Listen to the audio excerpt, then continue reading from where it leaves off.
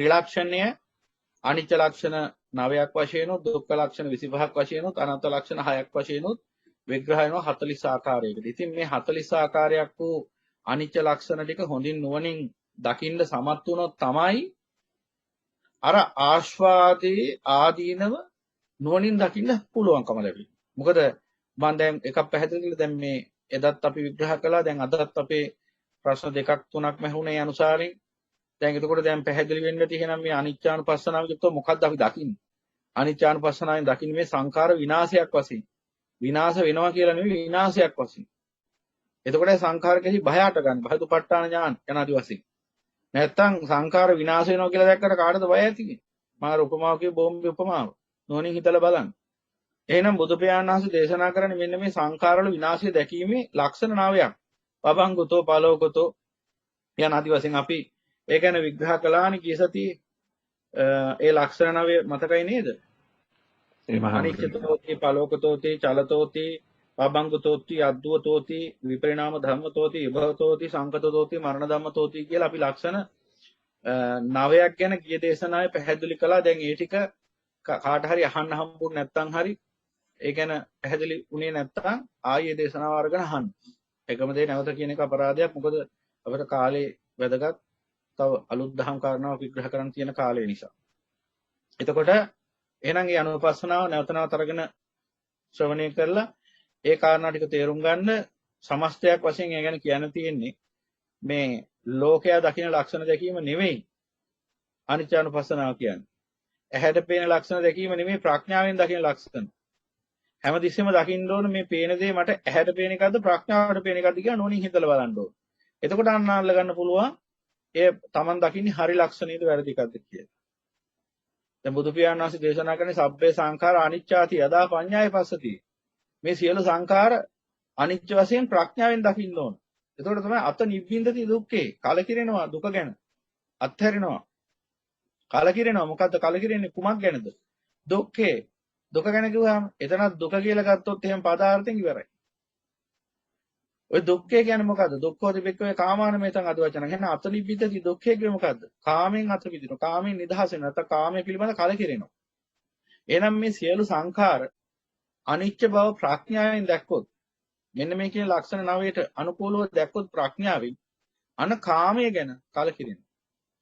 ඒ සමග්ගෝ විසුද්ධිය. ඒයි විසුද්ධිය මාවත. ඒ විදිහටම ප්‍රඥාව දුක්ඛ වශයෙන් ප්‍රඥාවෙන් දකින්න ඕන. ඒ වගේම සංඛාර දුක්ඛ වශයෙන් ප්‍රඥාවෙන් දකින්න ඕන. දුක් වශයෙන්. ඒ වගේම මේ සියලු පටිසම්පාද ධර්ම අනත්ත් වශයෙන් ආත්මීය සාරයෙන් ශූන්‍ය වශයෙන් ප්‍රඥාවෙන් දකින්න ඕන. එතකොට මොකද වෙන්නේ? මේ කාමයේ කෙරෙහි ආස්වාදයේ කෙරෙහි කලකිරිනවා. ඒ සමග්ග විසුද්ධිය. ඒ විසුද්ධියම આવතු. විසුද්ධ වෙනකොට හිත සුද්ධ වෙනවා. එතකොට රාග දේශ මොහ දුර වෙලා යනවා. ඉතින් හිත සුද්ධ වෙන්නේ එතකොට. දැන් ඔකේම අනිත් පැත්ත දැක්කහම හිත කුණු පොල් ගෙඩිය වගේ කරගන්න පුළුවන් කෙනෙක්ට ඕන. මේ සියලු සංකාර නිත්‍ය වශයෙන් දකින්න. සැප වශයෙන්, යහපතක් වශයෙන් දකින්න. සම්පත්තියක් වශයෙන්. සියලු සංකාර සැප වශයෙන් දකින්න. සියලු සංකාර නිත්‍ය වශයෙන් දකින්න. නිශ්චිත පැවැත්මක් ඇති සදාතනික වශයෙන් සැපතක් උරුම කරලා දෙන්නා වූ මහා සාන්තියක් හැටියට පේන්න ගත්තොත් කෙනෙක්ට මේ සියලු සංකාර සැප උදා කරන්නා වූ ධර්මයක් හැටියට පේන්න ගත්තොත් අඥානකමින් ඊළඟට මේ සියලු පටිසාපාද ධර්ම මම වශයෙන් මගේ වශයෙන් ආත්මීය දෘෂ්ටියෙන් යුක්තව තදින් බැහැගත්තොත් මේ වෙයි. ඉතින් අන්න වෙන්නේ මොකද්ද? ඒ හිත සුද්ධ වෙන්නේ නැහැ. ඒ හිත කුණු ගොඩක් වෙනවා. ඒ හිත මොහොතින් මොහොත කුණු අපායක් වෙනවා. කුණු ගඳ ගහන ඒක තමයි ඒකට කුණු ජරා එකතු වෙලා ගඳ ගහන කුණු කාණුවක් වගේ නේ හිත. අතිශය බහුතරයක් මිනිසුන්ගේ හිත කුණු කාණු වගේ වෙලා තියෙන එකයි. ඒ කියන්නේ අනිත්‍ය ලක්ෂණය, දුක්ඛ ලක්ෂණය, අනාත්ම ලක්ෂණය නෙවෙයි දකින්නේ කාමේ. නිච්ච දුක, නිච්ච සුඛ අත්ව වශයෙන් දකින්නේ කාමයේ ආස්වාදේ. අනිච්ච දුක්ඛ අනාත්ම වශයෙන් දැක්කොත් හිත සුද්ධ වෙනවා. කාමයේ ආස්වාදේ නිච්ච සුඛ අත්ව වශයෙන් දැක්කොත් හිත කුණු වෙනවා. කුණු සංසාරයන් වෙන හැමදේම. එතකොට අනිච්ච ලක්ෂණේ දකින්න හැටි එදා විග්‍රහ කළා. ඒ නිසා මම ඒක නායි කියන්න යන්නේ නැහැ. ඊළඟට දැන් තියෙන්නේ දුක්ඛානුපස්සනාව. දුක්ඛානුපස්සනාව යටතේ ලක්ෂණ 25ක් වෙන්නවා. එහෙනම් ඒ ලක්ෂණ 25 යටතේ තායි බලන්න ඕන මොකද්ද? දැන් අපිට බුදු පියාණන් වහන්සේ මොකද්ද දේශනා කරන්නේ? මේ සියලු ආස්වාදයන්, මේ සියලු කාමයන් අනිත්‍ය වශයෙන්, දුක්ඛ වශයෙන්, අනාත්ම වශයෙන්, අසුභ වශයෙන් වනින් දකින්න කියලා. එතකොට මේ ආස්වාදී විතරක් නෙමෙයි. මේ ආස්වාදී උදා කරගන්න හේතු වන්නා වූ අර ප්‍රත්‍ය අසකරණාසය දිව ශරීරයේ මනස රූප ශබ්ද ගන්ධ රස ස්පර්ශ ධර්ම යනාදී වශයෙන් ඒ බාහිර සහ අභ්‍යන්තර ඒ සියලු ප්‍රපංච ප්‍රාත්‍ය ධර්ම සියල්ලක් දකින්න ඕන අනිත්‍ය වශයෙන් දුක් වශයෙන් අනාත්ම වශයෙන් අසුභ වශයෙන්. එතකොට එහෙනම් මේ ලක්ෂණ වලට වඩා බලන්න ඕන. ඒක තමයි මේ කියන්නේ. එහෙනම් මේ බලන ආකාර කිහිපයකුත් ඒ පත්‍රිකාව උඩම සඳහන් වෙනවා. සියල්ල බලන ආකාරය. ධාතු වශයෙන්, ස්කන්ධ වශයෙන්, ආයතන වශයෙන්, පටිසම්පාද ධර්ම වශයෙන් සියල්ලෙන් සියල්ල වශයෙන්. ඉතින් පූර්ණ වශයෙන් එකින් එකට මහා විග්‍රහයක් නැති වුණත් ප්‍රමුඛ වශයෙන් මූලික කරුණු ටික එහි දක්වලා ඇති. එහෙමනම් මේ මූලික කරුණු ටික තේරුම් ගත්තා නම් ඉස්සරහට අපි මේ ධර්ම සාකච්ඡාව දිගින් දිගට පවත්වාගෙන යනකොට අපිට පුළුවන්කම ලැබෙනවා ඊතුරු දහම් කාරණාත් විග්‍රහ කරගන්න. ඒ නිසා ඔක්කොම එක සැරේ කරන්න පුළුවන් කමක් නැහැ. ඒ නිසා අපි ටිකෙන් ටික පියවරෙන් පියවර ආයුතු මාර්ගයක් නේ තියෙන්නේ. ඒ නිසා සියල්ල බලාපොරොත්තු වෙන්න එපා එක සැරේ. දේශනාවකින්වත් පත්‍රිකාවකින්වත්. ඒ නිසා පුළුවන් හැටියට එක දේශනාවකට එක පත්‍රිකාවකට කැටි කරන්න පුළුවන් දහම් කාරණා තමයි උපරිම වශයෙන් මේ කැටි කරලා තියෙන්නේ. එහෙනම් මේ පත්‍රිකාව කෙනෙක් ඉස්සෙල්ලා අරගන්න, ඩවුන්ලෝඩ් කරගන්න, ඊට පස්සේ බලන්න ඔබට නොවැටහෙන අපහැදිලි දැනක් තියෙනවද කියලා. ඊට පස්සේ පුළුවන් අපෙන් සාකච්ඡා කරලා ප්‍රශ්න කරලා අහගන්න. දැන් දුක්ඛානුපස්සනා යටතේ ලක්ෂණ 25ක් තියෙනවා. මම ඒ ගැන එකින් එකට කියන්න යන්නේ නැහැ. දැන් අපිට මේ තිරෙත් පේනවා ඇති. දුක්ඛතෝති, රෝගතෝති, ගණ්ඩතෝති, අගතෝති, සල්ලතෝති, අතානතෝති යනාදී වශයෙන්, අලේනතෝති යනාදී වශයෙන් විග්‍රහ කරන ලක්ෂණ 25ක් ගැන. දැන් ඔබට මේ දහම් පත්‍රිකාව ගත්තාම සම්පූර්ණ ඒ විස්තරයක් බලා ගන්න පුළුවන්. ඒ ලක්ෂණය මොකක්ද කියලා ඉස්සරහින් පැහැදිලි කරලා තියෙනවා. මම දැන් ඕකේ ඔක්කොම කියන්න යනවට වඩා මට හිතෙනවා වඩා වැදගත් කියලා මේ අපේ ඉන්න මේ ශ්‍රාවක පින්වතුන් අහන ප්‍රශ්න වලට උත්තර දෙන එක. මොකද ඒවා තමයි ප්‍රායෝගිකව මේ ධර්මයේ භාවිත කිරීමේ තියෙන ප්‍රශ්න. එතකොට ඒවට අපි වැඩි ඉඩක් දෙන එක මට හිතෙනවා හොඳයි කියලා. මොකද කෙනෙක් ප්‍රශ්නයක් අහන්නේ ඔහුට ඒ භාවිතය තුළින් එන ප්‍රශ්නයක්. එතකොට ඒ ප්‍රශ්නෙම තව විශාල පිරිසකට තියෙනවා වෙන්න පුළුවන්. එතකොට එහෙනම් එක්කෙනෙක් ප්‍රශ්නයක් අහලා උත්තරයක් ලැබුණාම තව විශාල පිරිසකට උත්තර ලැබුණා වෙන්නත් පුළුවන්. ඒ නිසා අපි මේ පැත්තත් හිතමු. මම මේ කෙටියෙන් නමුත් පැහැදිලි කරන්නේ දේලාන් මහත්මයා ජයන්ත මහත්මයාගේ නැවත ප්‍රදර්ශනයේ මේ දිස් වෙන්න තිරේ දිස් කරන් මේ ප්‍රදර්ශනය කරන්න. ඒ ලක්ෂණ දැන් ඔබට පුළුවන් දහම් පත්‍රිකාව අරගෙන සම්පූර්ණ වශයෙන් කියවන්න. දැන් මම ඔතනින් එකක් දෙකක් පැහැදිලි කරන්න. එතකොට ඔබට ඊටු ටික ඒ අනුසාරයෙන් තේරුම් ගත හැකියි. එකක් පැහැදිලි කරාම දෙකක් පැහැදිලි කරාම ඒවන් උපසංහාර යනුව සංසන්දනය කරලා තේරුම් ගැනීමේ ඥානයක් ඔබට තියෙන්නට ඕන. දැන් මෙතනින් පෙන්වුවොත් දැන් ඔය පේනවා දුක්ඛතෝති. ඊළඟට ගණ්ඩතෝති, රෝගතෝති, සල්ලතෝති යනාදි වශයෙන් පේන ඔබට ලක්ෂණ ටික. දුක්ඛතෝති, රෝගතෝති, ගණ්ඩතෝති, සල්ලතෝති යනාදි වශයෙන්. දැන් මේ මොකක් ගැනද කියන්නේ? දැන් මේ දැන් උදාහරණයක් රෝගතෝති. දැන් රෝගතෝති කියන්නේ මේ කය ඇති වෙන ලෙඩ ගැනද මේ කියන්නේ? දැන් මේ සල්ලතෝති උලක් ගැන කියන්නේ. දැන් මේ උලක් කියේ මොකද්ද? මේ ලෝකේ තියෙන උල් පෙන්න තියෙන අපට. තියෙන උල්. ඒව ගැනද මේ කියන්නේ? ගණ්ඩතෝති. ගණ්ඩතෝති කියන්නේ මේ ගෙඩියක් මොනවා හරි එහෙම ශරීරයේ ඇති වෙන ගෙඩියක් ගැනද මේ කියන්නේ? එහෙම බලාගෙන ගියොත් බලාගෙන තමයි මොකද්ද මේ කියන්නේ? බුදු පියාණන් වහන්සේ දේශනා කරන්නේ මොකද්ද? මෙන්න මේ ලක්ෂණයට බහා බලන්න කාමයේ ආස්වාදේ. දැන් අපි දැක්කේ මොකේ සැප පැත්තනේ. නිත්‍ය සුඛ ආත්ත සුභ පැත්තනේ බැලුවේ කාමයේ ආස්වාදේ මෙච්චර කාලය සංසාරේ. මේ ලක්ෂණ ටික අපි දැක්කේ නැහැ. දැන් උදාහරණයක් ගත්තොත් දැන් කාමාදී වචන සූත්‍රය තමයි මෙන්න මෙහෙම සඳහන් වෙන්නේ. මීට ඉස්සෙල්ලා මම කීප සැරයක් ඒ ගැන කියලා තියෙනවා. දුක්ඛෝති භික්ඛවේ කාමාන මේතං ආදි වචන. ගණ්ඩෝති භික්ඛවේ කාමාන මේතං ආදි වචන. රෝගෝති භික්ඛවේ කාමාන මේතං ආදි වචන. සල්ලෝති භික්ඛවේ කාමාන මේතං ආදි වචන. පාංකෝති භික්ඛවේ කාමාන මේතං ආදි වචන. සංකෝති භික්ඛවේ කාමාන මේතං ආදි වචනං යන ආදි වශයෙන්. දැන් එක තැනක තියෙනවා යන් ලෝකේ පිය රූපං සාත රූපං අයං උච්චති අරියස්ස විනේ කණ්ඨෝති කියලා. කණ්ඨකතෝති. යන් ලෝකේ පිය රූපං සාත රූපං දුක්ඛ ධම්ම සූත්‍රය. ඔන්නරම් බලන්න පුළුවන්. යන් ලෝකේ පිය රූපං සාත රූපං අයං උච්චති අරියස්ස විනේ අයං උච්චති අරියස්ස විනේ කණ්ඨක තෝති. කාණ්ඩක යන කටුවට. දැන් මේ අනුසාරයෙන් පැහැදිලි කරාම දැන් ඔබ දකින්න ඕන නුවණින් මේ මොකද්ද මේ කියන්නේ කියලා. දැන් බුදු පියාණන් වහන්සේ පෙන්නනවා යම්කිසි මිනිසෙක් අධික කටු තියෙන වනාන්තරයකට යනවා. දැන් මොකද යන්නේ? මොකද වෙන්නේ? අධික කටු තියෙන හැමතැනම කටු ගැවසී ගත්ත කටු අකුල් තියෙන වනාන්තරයකට ගියොත් මේ මිනිසයා තියෙන අඩියක් පාසා කටු ඇයින. ඉස්සරහට තිබ්බ අඩියට කකුලට කටු ඇයින. එතකොට මොකද වෙන්නේ? පිටිපසට ගන්නවා. පිටිපසට ගත්තාම ආයි කටුවක් ඇයිනවා පිටිපස්සෙන්. මේ විදිහට හතර දිහාවට හැරෙන පැත්තට කටු ඇයිනවා. මෙන්න මේ වගේ බුදු පියාණන් වහන්සේ ඔන්න උපමාවෙන් පෙන්නනවා. යන් ලෝකේ ප්‍රිය රූපං සාත රූපං. ලෝකයන් ප්‍රිය රූපයක් සැප රූපයක් ඇත්නම් ඒක පුද්ගලයාගේ සංකල්ප විරාගයට අනුකූලයි. එහෙම දකින්න ඕනේ. එතකොට ලෝකේ තියෙන ප්‍රිය රූප ගැන නෙමෙයි කියන්නේ. ලෝකේ කිව්වේ Taman තුල හදාගත්ත සංකල්ප ප්‍රපංච ටික. අන්නේ සංකල්පීය ලෝකයේ ඇතුලේ Tamanට යම්කිසි ප්‍රිය රූපයක් සැප රූපයක් මිහිරි රූපයක් ඇත්නම් අන්න ඒකයි දකින්න ඕන කටුවක් වශයෙන්. ඇයි? කටුවේ තියෙන ස්වභාවය මොකද්ද? ඇනිච්ච තැන වේදනාව ඇති කරන්නේ. ලෝක සත්‍යයේ හිතේ මේ සියලු දුක් වේදනා ඇති කරන්නේ මොනවද? මෙන්න මේ ප්‍රිය ආස්වාද, ප්‍රිය රූප. නිසා රූපේ කටුවක් වශයෙන් දකින්න කියලා දුක්ඛ ධම්ම සූත්‍රයන් බුදු පියාණන් වහන්සේ පෙන්වා දෙනවා. එහෙනම් දැන් කටුව කියලා කිව්වේ මොකටද? ප්‍රිය රූපේට. දැන් ඕක දකින්න බැරි වුණොත් එහෙම අපි හිතන්නේ කටුව ගැන. ලෝකේ තියෙන කටුව ගැන. ලෝකේ තියෙන කටු. රෝසමලේ නටුවේ කටු යන ආදි වශයෙන්. ඒ කටු ගැන හිතන්න වෙන්නේ. ඒකත් ගල්පකට හැගුණා රෝසමලේ කටු යන නටු. මේ නටුවේ කටු. එහෙම දකින්න පුළුවන්. රෝසමලක් තියෙනවා. රෝසමල ගැන විතරයි අපි හිතුවේ. කටු ටික ගැන හිතුවේ නෑ. ඒ නිසා රෝසමල ඉඹින්න ගියා කටු වෙනුණා. ගීතවලක් තියෙනව නේද? රෝසමලක කටු වෙනුණා. හදපතුලෙන් ලේ ගැලුවාද මොකද්ද කියන්නේ?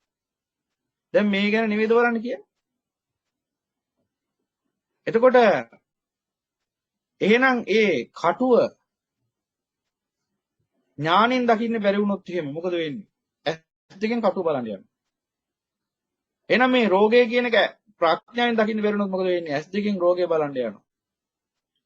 මේ විදිහට මේ හැම දහම් කාරණාවක්ම ප්‍රඥාවෙන් දකින්න බැරි වෙච්ච දවසට ඇස් දෙකෙන් දකින්නවා. ඒකට තමයි පදපරම කිව්වේ. පදේ අර්ථය විතරයි පේන්නේ. ලෝකෝත්තර අර්ථය පේන්නේ නැහැ. එදාට මොකද වෙන්නේ? ලෝක ධර්මයකට පැවටෙනවා. එහෙනම් බුදු පියාණන් වහන්සේ මොකද්ද මේ දේශනා කරන්නේ? මේ කාමයේ රෝගයක් වශයෙන් දකින්න. ඇයි කාමයේ රෝගය කියන්නේ? රෝගයක ලක්ෂණ මොකද්ද? රෝගයක ලක්ෂණ රාශියක් තියෙනවා. පීඩාවක් ඇති කරනවා. පෙළීමක් ඇති කරනවා. අසහනයක් ඇති කරනවා. කායික වශයෙන් මානසික වශයෙන් කඩා වැටීමක් ඇති කරනවා. එනදී වශයෙන් රෝගයක කොච්චර තියෙනවද ආදීනව. හොඳ වෙන්න කල් ගත වෙනවා. හැම අතින්ම ජීවිතය අඩපණ කරනවා. එහෙනම් අන්න කාමයක් දකින්න රෝගයක් වශයෙන්. එහෙනම් මිනිස්සු කොච්චර ඉන්නවද?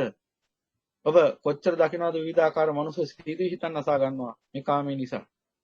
කොච්චර පිස්ස බවටපත් වෙලා ඉන්නවද? කොච්චර අධර්මිෂ්ඨයෝ අපරාධකාරයෝ බවටපත් වෙලා ඉන්නවද?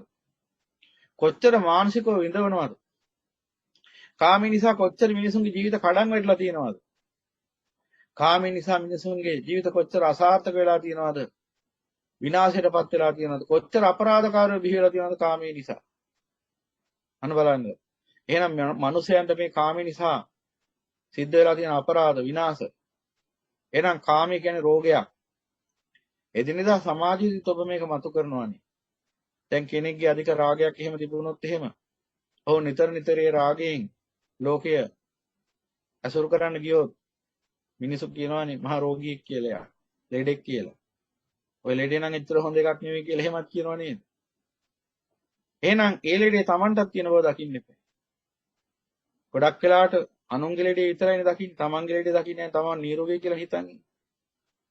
අනුන්ගේ ලෙඩේ ගැන කතා කරනවා. Tamanගේ ලෙඩේ දකින්න ඕන. ඒක ලෙඩක් කියලා කියනකොට Tamanටත් ඒ ලෙඩේ තියෙනවා කියලා දකින්න ඕන. ඒ නිසා අන්න කාමයේ රෝගයක්. එහෙනම් බුදු පියාණන් වහන්සේ දේශනා කරන්නේ මොකද්ද? මෙන්න මේ කාමයේ නැමැති රෝගයෙන් වෙන් වෙයල්ලා. කාමී කියන්නේ භයානක රෝගයක්. කෙලෙස් රෝගය. දැන් කාය රෝගය වගේ නෙමෙයි කෙලෙස් රෝගය, හිතේ රෝගය හරි භයානකයි. මොකද කාය රෝගය කියන එක බෙහෙත් බීලා හොඳ කරගන්න පුළුවන්. ඒ වගේම තමයි ඒක මෙලොව වශයෙන් විතරයි විපාක දෙන්නේ. ඒ කියන්නේ මේ ශරීරයේ පවතිනකන් මේ රෝගේ බලපවත්තයි. මේ භවයට දුක් විඳින්න සිද්ධ වෙයි ඒකේ. හැබැයි මේ භවය අවසන් වෙනකොට නැත්තම් මේ කය අවසන් වෙනකොට ඒ රෝගය අවසන් වෙනවා. හැබැයි මේ කෙලෙස් රෝගය කියන්නේ ඊට වැඩිය භයානක එකක්. සිතේ තියෙන මේ රෝගය. ඒක අතිශය භයානකයි. ඒක මේ භවයෙන් අවසන් වෙන එකක් නෙවෙයි. ඒක මේ භවයට විතරක් දුක දෙන එකක් නෙවෙයි. ඒක සංසාරේ පුරාම දුක දීප එකක්. ඉස්සරහට දුක දෙන. එහෙනම් අන්න බලන්න ඕන කාමයට රෝගයක් කියන්නේ ඇයි? රෝගයක ලක්ෂණ මෙනෙහි කරන්න. රෝගයක ලක්ෂණ මෙනෙහි කරලා ඒ ලක්ෂණ ටික කාමයට ආදේශ කරන්න. අන්න ඒකයි කරන්න ඕනේ. එහෙනම් රෝගයෙන් වෙන්වීම, එහත් කාමෙන් වෙන්වීම ආරෝග්‍ය. ආරෝග්‍ය පරමාලාභය කිව්වේ කාමෙන් වෙන්වීම පරමලාභයයි කිව්වේ. නිවන ගැන කියන්නේ. කාමෙන් වෙන් වෙච්ච තැන තියෙන නිවන. එහෙනම් ඔය කියන්නේ කායික රෝගයන්ගෙන් වෙන්වීම ගැන නෙමෙයි. පරමලාභයක් වෙනවද? කාය රෝගයෙන් වෙන්වීම. කාටද මේ පරමලාභය ලැබිලා තියෙන්නේ? කවුරුවත් ඉන්නවද කායික රෝග සාමුලින්ම හොඳ වෙච්ච කෙනෙක්? සහ නිට්ටාවටම ආයෙ නම් කවදාවත් මොකද ලෙඩ වෙන එකක් නැහැ කියලා කියන්න පුළුවන් සමතේ. ඉන්නවද කායික රෝග වශයෙන්? කවුරුවත් එහෙම නැහැ. හැබැයි චෛතසික රෝගය එහෙම නැත්නම් කෙලස් රෝගය සාමුලින්ම ඉවර කරලා ආයෙ නම් කවදාවත් ලෙඩ වෙන්නේ නැහැ කියලා කියන්න පුළුවන් සිහනාද කරන්න පුළුවන් උත්තර වෙනවා ලෝකේ පහළ වෙනවා. බුදු පියාණන් වහන්සේගේ උතුම් බුද්ධ ශ්‍රාවකයෝ. එහෙනම් කාය රෝග කියන්නේ හොද කරන්න පුළුවන් එකක් නෙවෙයි. හැබැයි හිතේ රෝග නම් හොද කරන්න පුළුවන්. කායික රෝග කියන්නේ හැමදාම තියෙන 89ක් වගේ 90ක් ව්‍යාධි. එහෙනම් රෝගෙන් වෙන් වෙන්නේ කිව්වේ මේ කය නිරෝගී පවත්තන් යන කියන එක නෙවෙයි. හිත නිරෝගී පවත්තන් යන. හිතයි ලෙඩ වෙන්නේ මේ කාමී නිසා. එහෙනම් කාමයේ ලෙඩක් වශයෙන් දකින්න, රෝගයක් වශයෙන් දකින්න. රෝගයක ලක්ෂණ ටික කාමයට අනුබද්ධ කරලා ගලපලා ආදේශ කරලා ආරෝපණය කරලා හිතන්න. එතකොට ඔබට වෙන්නේ කාමයේ රෝගයක් බව. ඊළඟට සල්ලෝති වෙක්කවේ කාමානමේතං අදිවචන. මෙන්න සල්ලෝති දුක්ඛ ලක්ෂණ වල එකක් තියෙනවා සල්ලෝති. මම දැන් මෙතනින් ඔබට එකක් දෙකක් පැහැදිලි කරන්නේ. ඒ අනුසාරයෙන් ඊටු ටිකක් තේරුම් ගන්න පුළුවන් නිසා. එවන් උපසංහරති. එහෙම පුළුවන් වෙන්න ඕන.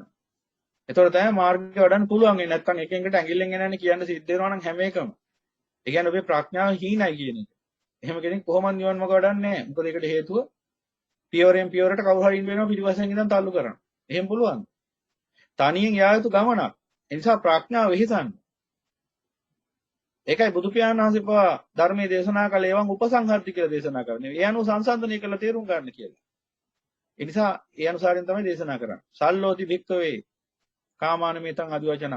දුක්ඛානුපස්සනාව යටතේ තියෙන සල්ලතෝ කියලා. සල්ලතෝ සල්ල කියන්නේ පාලියෙන් උලට, තියුණු උලකට. උලේ ලක්ෂණයක් තියෙනවා මොකද්ද? උල ඊටාම සියුම් මුල. පසුපසට යන්න යන්න විශාල වෙනවා. ආරම්භයේදී තියුණුයි. පසුපසට යනකොට විශාල වෙනවා. ඒ වගේම උලක තියෙන ඊටාම තීව්‍ර ලක්ෂණයක්, තියුණු ලක්ෂණයක්, මුහත් ලක්ෂණයක්. ඒ නිසා මොකද වෙන්නේ? උලක් ඇනුනොත් තියුණු දුකක් හටගන්නවා. ඊටාම තියුණු දුකක් තමයි හටගන්නේ. ඒ වගේම තමයි උල ඇනිනකොට ඇති වෙන දුක උල ඇතුළට කිඳා බහින් වල තව තව වැඩි වෙනවා. එන්න එන්න වැඩි වෙනවා. උලේ ලක්ෂණ ඒකයි. ඒකයි උල තිබ්බේ. ඒ කාලේ රජවරු ආරම්භයේදී පොච්චි දුකක් ඉස්සරහට යනකොට ශරීරයේ තියෙන සියලු අවයව කඩාගෙන විදගෙන මොලෙන් ගිහිල්ලා මතුවෙන උල. අප්‍රමාණ දුකක් විඳලා තමයි මැරෙන්නේ. මෙන්න මේ උලක් වශයෙන් දකින්න. සල්ලතෝ කිව්වේ ඒක. උලක් වශයෙන් දකින්න මේ කාමය. සමහරු මේ කාමය මත උල තියාගෙන ඉන්නේ. උල තියලා තියෙන සමහරු කාමයේ උඩ. ඒ කියන්නේ අප්‍රමාණ දුක් විඳිනවා කාමී නිසා. ඊටාම තියුණු දුක් විඳිනවා. කී දෙනෙක් මොන ගහලා තියෙනවද අපටම? සීදී නසා ගන්න හිතනවා කියපු අය කාමයේ නිසා. සාමාන්‍යයෙන් සීදී නසා ගන්න හිතෙන්නේ මොන වගේ චිත්ත පීඩාවක් ආවහම? දරා ගන්න බැරි චිත්ත පීඩාවක් ආවහම. දරා ගන්න බැරිම තැනදී තමයි මිනිහෙක්ගේ මේ මච්චු මාරයා නැగిලවිල්ලා ප්‍රඥාවෙන් මෙල්ල කරගන්න පුළුවන් නම් ගැලවුණා නැත්තම් කෙලිම මැරුණා. වස බොන්න කියනවා, කෝච්චියට බෙල්ල තියන්න කියනවා. ඇයි මේ තරුණ ළමයි කොච්චර සිදි නසා ගන්නවද?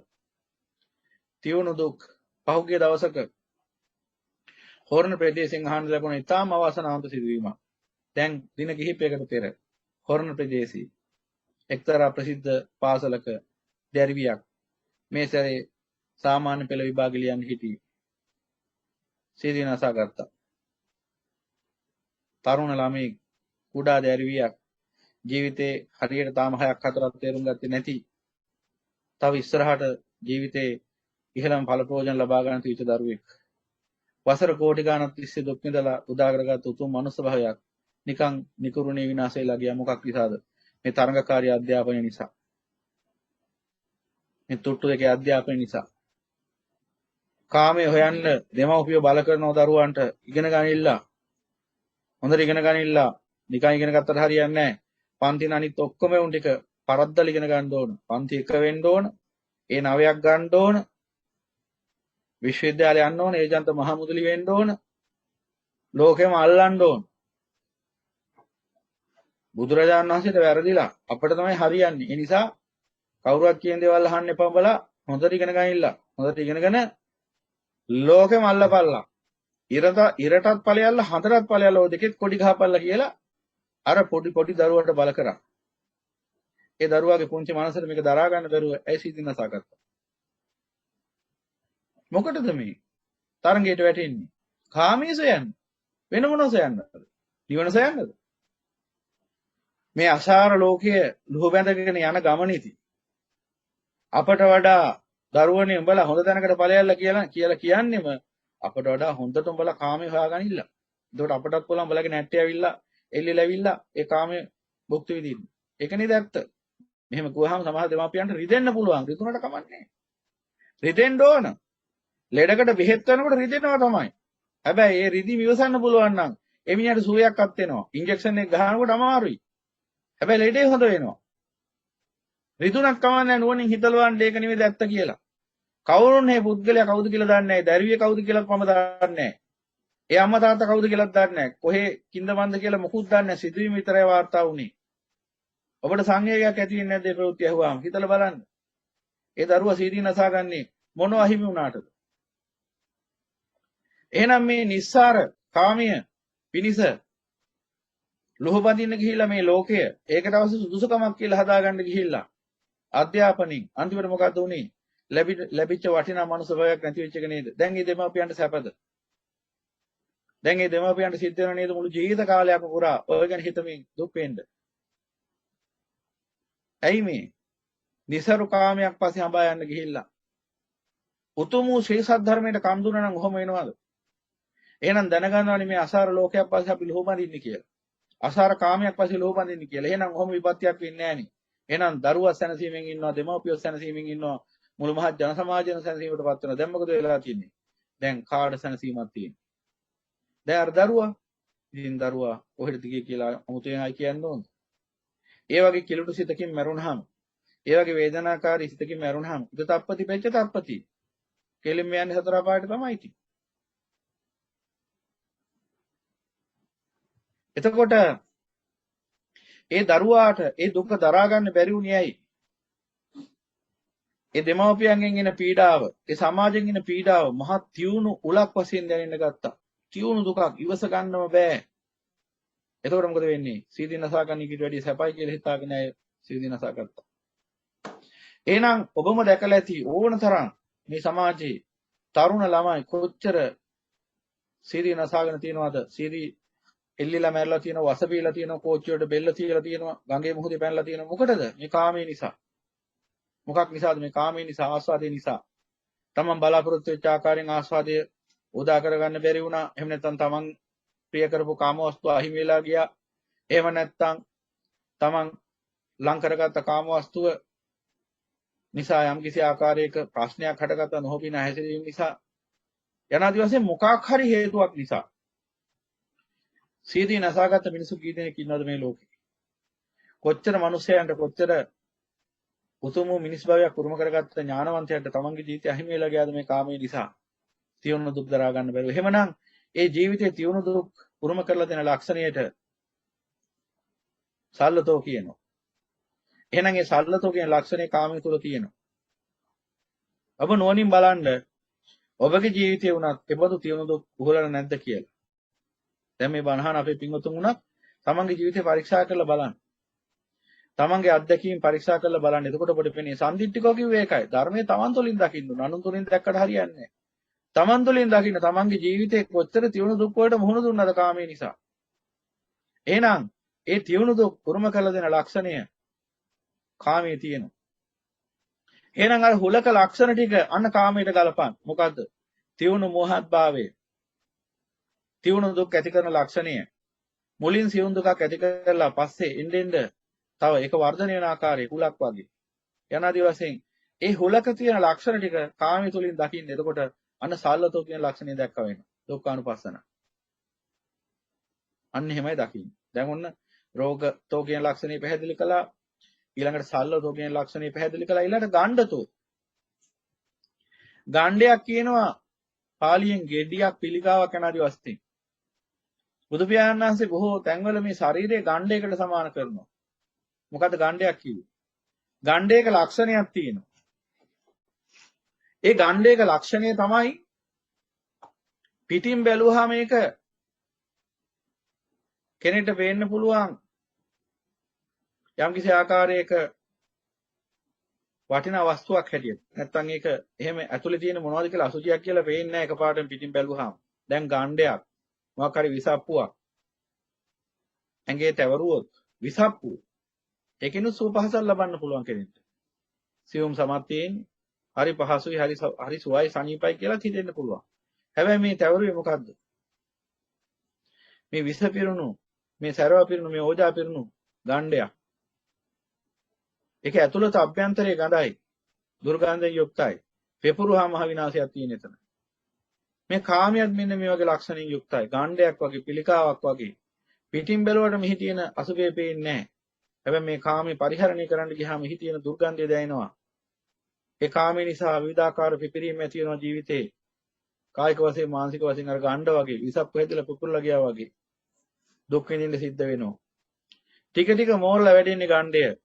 ඒ වගේ මේ කාම නිසා ඇති වෙන දුක් හැමින් හැමින් ඇති වෙලා ලොකු වෙලා අන්තිමට පැහැවලා පුපුරලා යනවා. ඔබ කොච්චර කියනවද ජීවිතේ පැහැව ඉන්නවා කියලා යම් අදහස් වලින් කාම නිසා ඇති වෙච්ච විවිධාකාර සිත්වල පැහැව ඉන්නවා. පැහැව තියෙන කර ගණ්ඩේක ලක්ෂණයක්. ශරීරයේ තියෙන ගෙඩි පැහැව තියෙන ඔබ දැකලා තියෙනවා.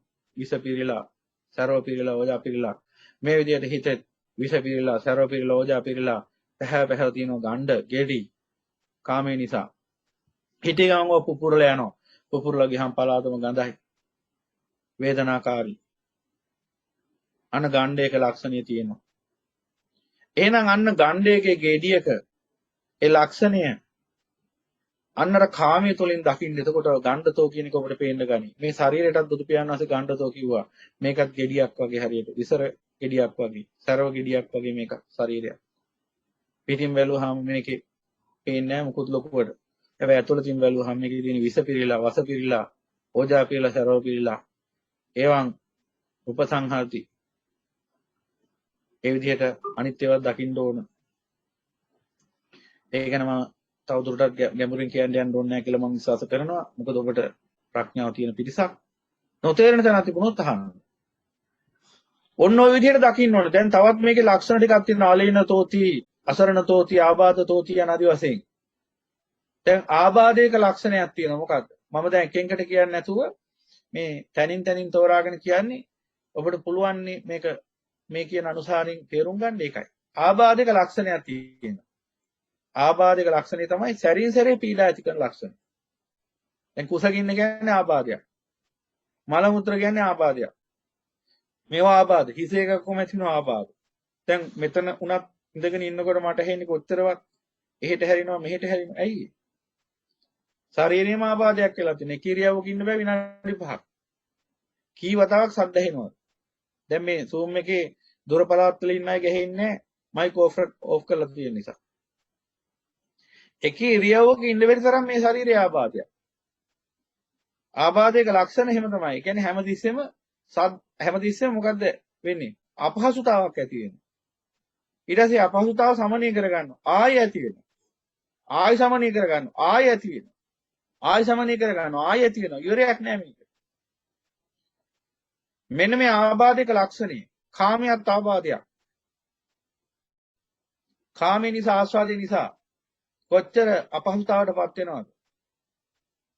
ඒ ආබාධය මොහොතකට සංසිඳව ගන්නවා. කාමේ නිසා ඇති වුණ අපහසුතාවක්, ආස්වාදේ නිසා ඇති වුණ අපහසුතාව මොහොතකට නැති කර ගන්නවා. මෙන්න ආයෙ ඇති වෙනවා. ආයෙ නැති කර ගන්නවා. ආයෙ ඇති වෙනවා. ආයෙ නැති කර ගන්නවා. ආයෙ ඇති වෙනවා. සාමාන්‍ය ඔබේ ජීවිතේ නිකන් මිනිස්සු කරදරකාරී මිනිහෙක් නිතර නිතර වද දෙනකොටත් කියන්නේ මහා ආබාධයක් කියන මිනිහෙක්. එහෙමත් කියනවනේ. අන්න එහෙම දකින්න ඕන කාමය. එහෙනම් ආබාධයක තියෙන ලක්ෂණ ටික ගලප ගන්න ඕන කාමයට. මේ ධර්මයේ ප්‍රඥාවන්තයන්ටයි කිව්වේ ඇයි? ඔබට ප්‍රඥාව තියෙන්න ඕන. කියන කාරණා ගැඹුරට දකින්න. දැන් ප්‍රඥාවේ තියෙන ආකාර පහක් ප්‍රධාන වශයෙන්. ඊටත් වඩා තියෙනවා විවිධාකාර පැති. නමුත් ප්‍රධාන වශයෙන් තියෙන ආකාර පහක්. මොනවද? ප්‍රඥාව තියෙනවා ලහු පඤ්ඤා, සීඝ පඤ්ඤා, පුතුල පඤ්ඤා, නිබ්බේධික පඤ්ඤා, මහා පඤ්ඤා ආදී වශයෙන්. ලහු පඤ්ඤා කියන්නේ යමක් සංක්ෂිප්ත වශයෙන් දැකීමේ ඥානයක් තියෙනවා. ඒ කියන්නේ සමස්ත ධර්මය, එහෙම නැත්නම් චතුරාර්ය සත්‍ය, එහෙම නැත්නම් පටිච්චසමුප්පාද යනාදී වශයෙන් ඒ අසිරිමත් වූ බුදු පියාණන් වහන්සේගේ අවබෝධය තුළින් පෙන්වා දෙන්නා වූ දහම් ව්‍යාකරණවල තියෙන අර්ථ කැටි කරලා සංක්ෂිප්ත කරලා දැකීමේ ඥානයක් තියෙන එකට කියන ලහු පඤ්ඤා. ඊළඟට යමක් දේශනා කරාම ධර්මයේ තුලින් කියවුවාම ඇහුවාම යමක් ශීඝ්‍රයෙන් අවබෝධ කර ගැනීම හැකියාවක් ඥානයක් තියෙන එකට කියනවා සීඝ පඤ්ඤා. ඊළඟට යමක් කෙටියෙන් කියවුවාම විස්තරණ වශයෙන් දැකීමේ ඥානයක් තියෙන එකට කියනවා පුතුල පඤ්ඤා. දැන් මෙන්න මෙතෙන්ට අදාළ වෙන්නේ මේ ප්‍රඥාව. ඔබට පුතුල පඤ්ඤාව වැඩෙන්න ඕන. දැන් ඉතින් ඒවා වැඩෙන හැටි ඊට ඉස්සෙල්ලාත් කියලා තියෙනවා. වැඩෙන්නේ ප්‍රඥාව වැඩෙන්නේ කොහොමද? හිත පිරිසුදු වෙච්ච තරමකට. හිත පිරිසුදු වෙන්නේ රාග දේශ මොහ දුරු කරගත්ත මට්ටමකට. රාග දේශ මොහ දුරු වෙන්නේ කොහොමද? ආස්වාදේ කාමයේ ආදීන නෝනින් දකින්න තරමට. උපනිශ්‍රයක් තියෙනවා ඊට අමතරව. මම ඒකක් කියලා තියෙනවා බොහෝ අවස්ථාවල. ඒ තමයි අසිරිමත් වූ සම්මා සම්බුදු පියාණන් වහන්සේගේ නාමයෙන් පහන් දැල්ලා. දිට්ඨ ධම්ම වේදනී විපාකයක් ලැබෙනවා. මොකද ඔබ පහන දැල්ලන්නේ විශ්වයේ අසම සම වූ මහා ප්‍රඥාව සිහි කරමින්. මේ මහා ප්‍රඥා ලෝකයට උපහාරයක් වශයෙන් ඒ නිසා ඔබේ ප්‍රඥාව වැඩෙනවා. ඒ වගේ වැඩ කරන්න ඕනේ. ඒවා කරාම ඔන්න කියන ආකාරයෙන් ප්‍රඥාව වැඩෙනවා. එහෙනම් ඔන්න ඔය විදිහට දකින්න ඕන. එහෙනම් ආබාධයක ලක්ෂණ ඔබ මොනින් මෙනෙහි කරන්න. මොනවාද ආබාධයක තියෙන ලක්ෂණ? මේ ලක්ෂණ ටික තියෙනවා. දැන් මේ පිළිබඳ මූලික පැහැදිලි කිරීමක් තමයි මේ දේශනාවෙන් සහ මේ පත්‍රිකාවෙන් ඔබට ලබා දෙන්නේ. එතකොට ඔබ මොකද කරන්න ඕන? ඒ අනුසාරයෙන් හිතන්න ඕන. යෝනිසෝ මනසිකාරය. නුවණින් හිතන්න ඕන පටිසමුපාදයට එක්ක ගලපමින්. කාමයේ කොහොමද ආබාධයක් වෙන්නේ අනාදි වශයෙන්. එහෙනම් දැන් ආබාධතෝති කියුවාම කවුරු හිතන්නේ මේ ජීවිතේ ආබාධ තියෙනවා ලෙඩ දුක් හට ගන්න ඕවා ගැන හිතින් එක නෙවෙයි. ඒ සියලු ලෙඩ දුක් වලටත් හේතුව කාමයම තමයි. අනිත් පැත්තෙන් බැලුවාම. දැන් ශරීරයක් හටගත්ත නිසානේ ශරීරයේ ආබාධ හටගන්නේ. එහෙනම් ශරීරය හටගත්තේ ඇයි? ජාතිය නිසානේ. ජාතිය හටගත්තේ ඇයි? භව නිසානේ. භවය හටගත්තේ ඇයි? උපාදාන නිසානේ. අනන්ත වශයෙන් බලන් ගියාම අවසාන තියෙන අවිජ්ජාව.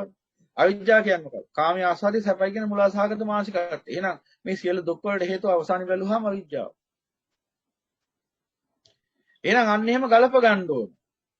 එහෙනම් දුක්ඛානුපස්සනා කිව්වේ අන්‍යයත් එනම් භයාර්ථයෙන් දකින්න. කාමයේ භයාර්ථයෙන් දකින්න නම් මේකේ ලක්ෂණ ටික දකින්න ඕන. කාමයේ රෝගයක් වශයෙන්, උලක් වශයෙන්, ගාණ්ඩයක් වශයෙන්, විපතක් වශයෙන්. වෙතින් දැන් තව එකක් අතානතෝති. අතානතෝති කියන්නේ ආරක්ෂාව අහිමි වෙලා යමක් බඳු ස්වභාවයක්. දැන් කෙනෙක් කාමයෙන් වෙන්ගෙල ඉන්නවා නම් ඔහුට රැකවරණයක් තියෙනවා. කුමකින්ද? කුසලයෙන්. දැන් කෙනෙක් කාමයට බැහැගත්තාම මොකද වෙන්නේ? ඔහුට රැකවරණේ නැති වෙලා යනවා. කුමකින්ද? කුසලයෙන් තිබිච්ච රැකවරණේ නැති වෙලා යනවා. ධර්මයෙන් තිබිච්ච රැකවරණේ නැති වෙලා යනවා. මොකද කාමය නිසා ප්‍රාණඝාත, අදත්තාදාන, කාමීත්‍යාචාර ආදී විවිධාකාර අකුසලයන් සිද්ධ වෙන්න පුළුවන්. එතකොට මොකද වෙන්නේ? ඔහුට කුසලයෙන් ලැබිච්ච රැකවරණේ අහිමි වෙලා යනවා. ධර්මයෙන් ලැබිච්ච රැකවරණේ අහිමි වෙලා යනවා.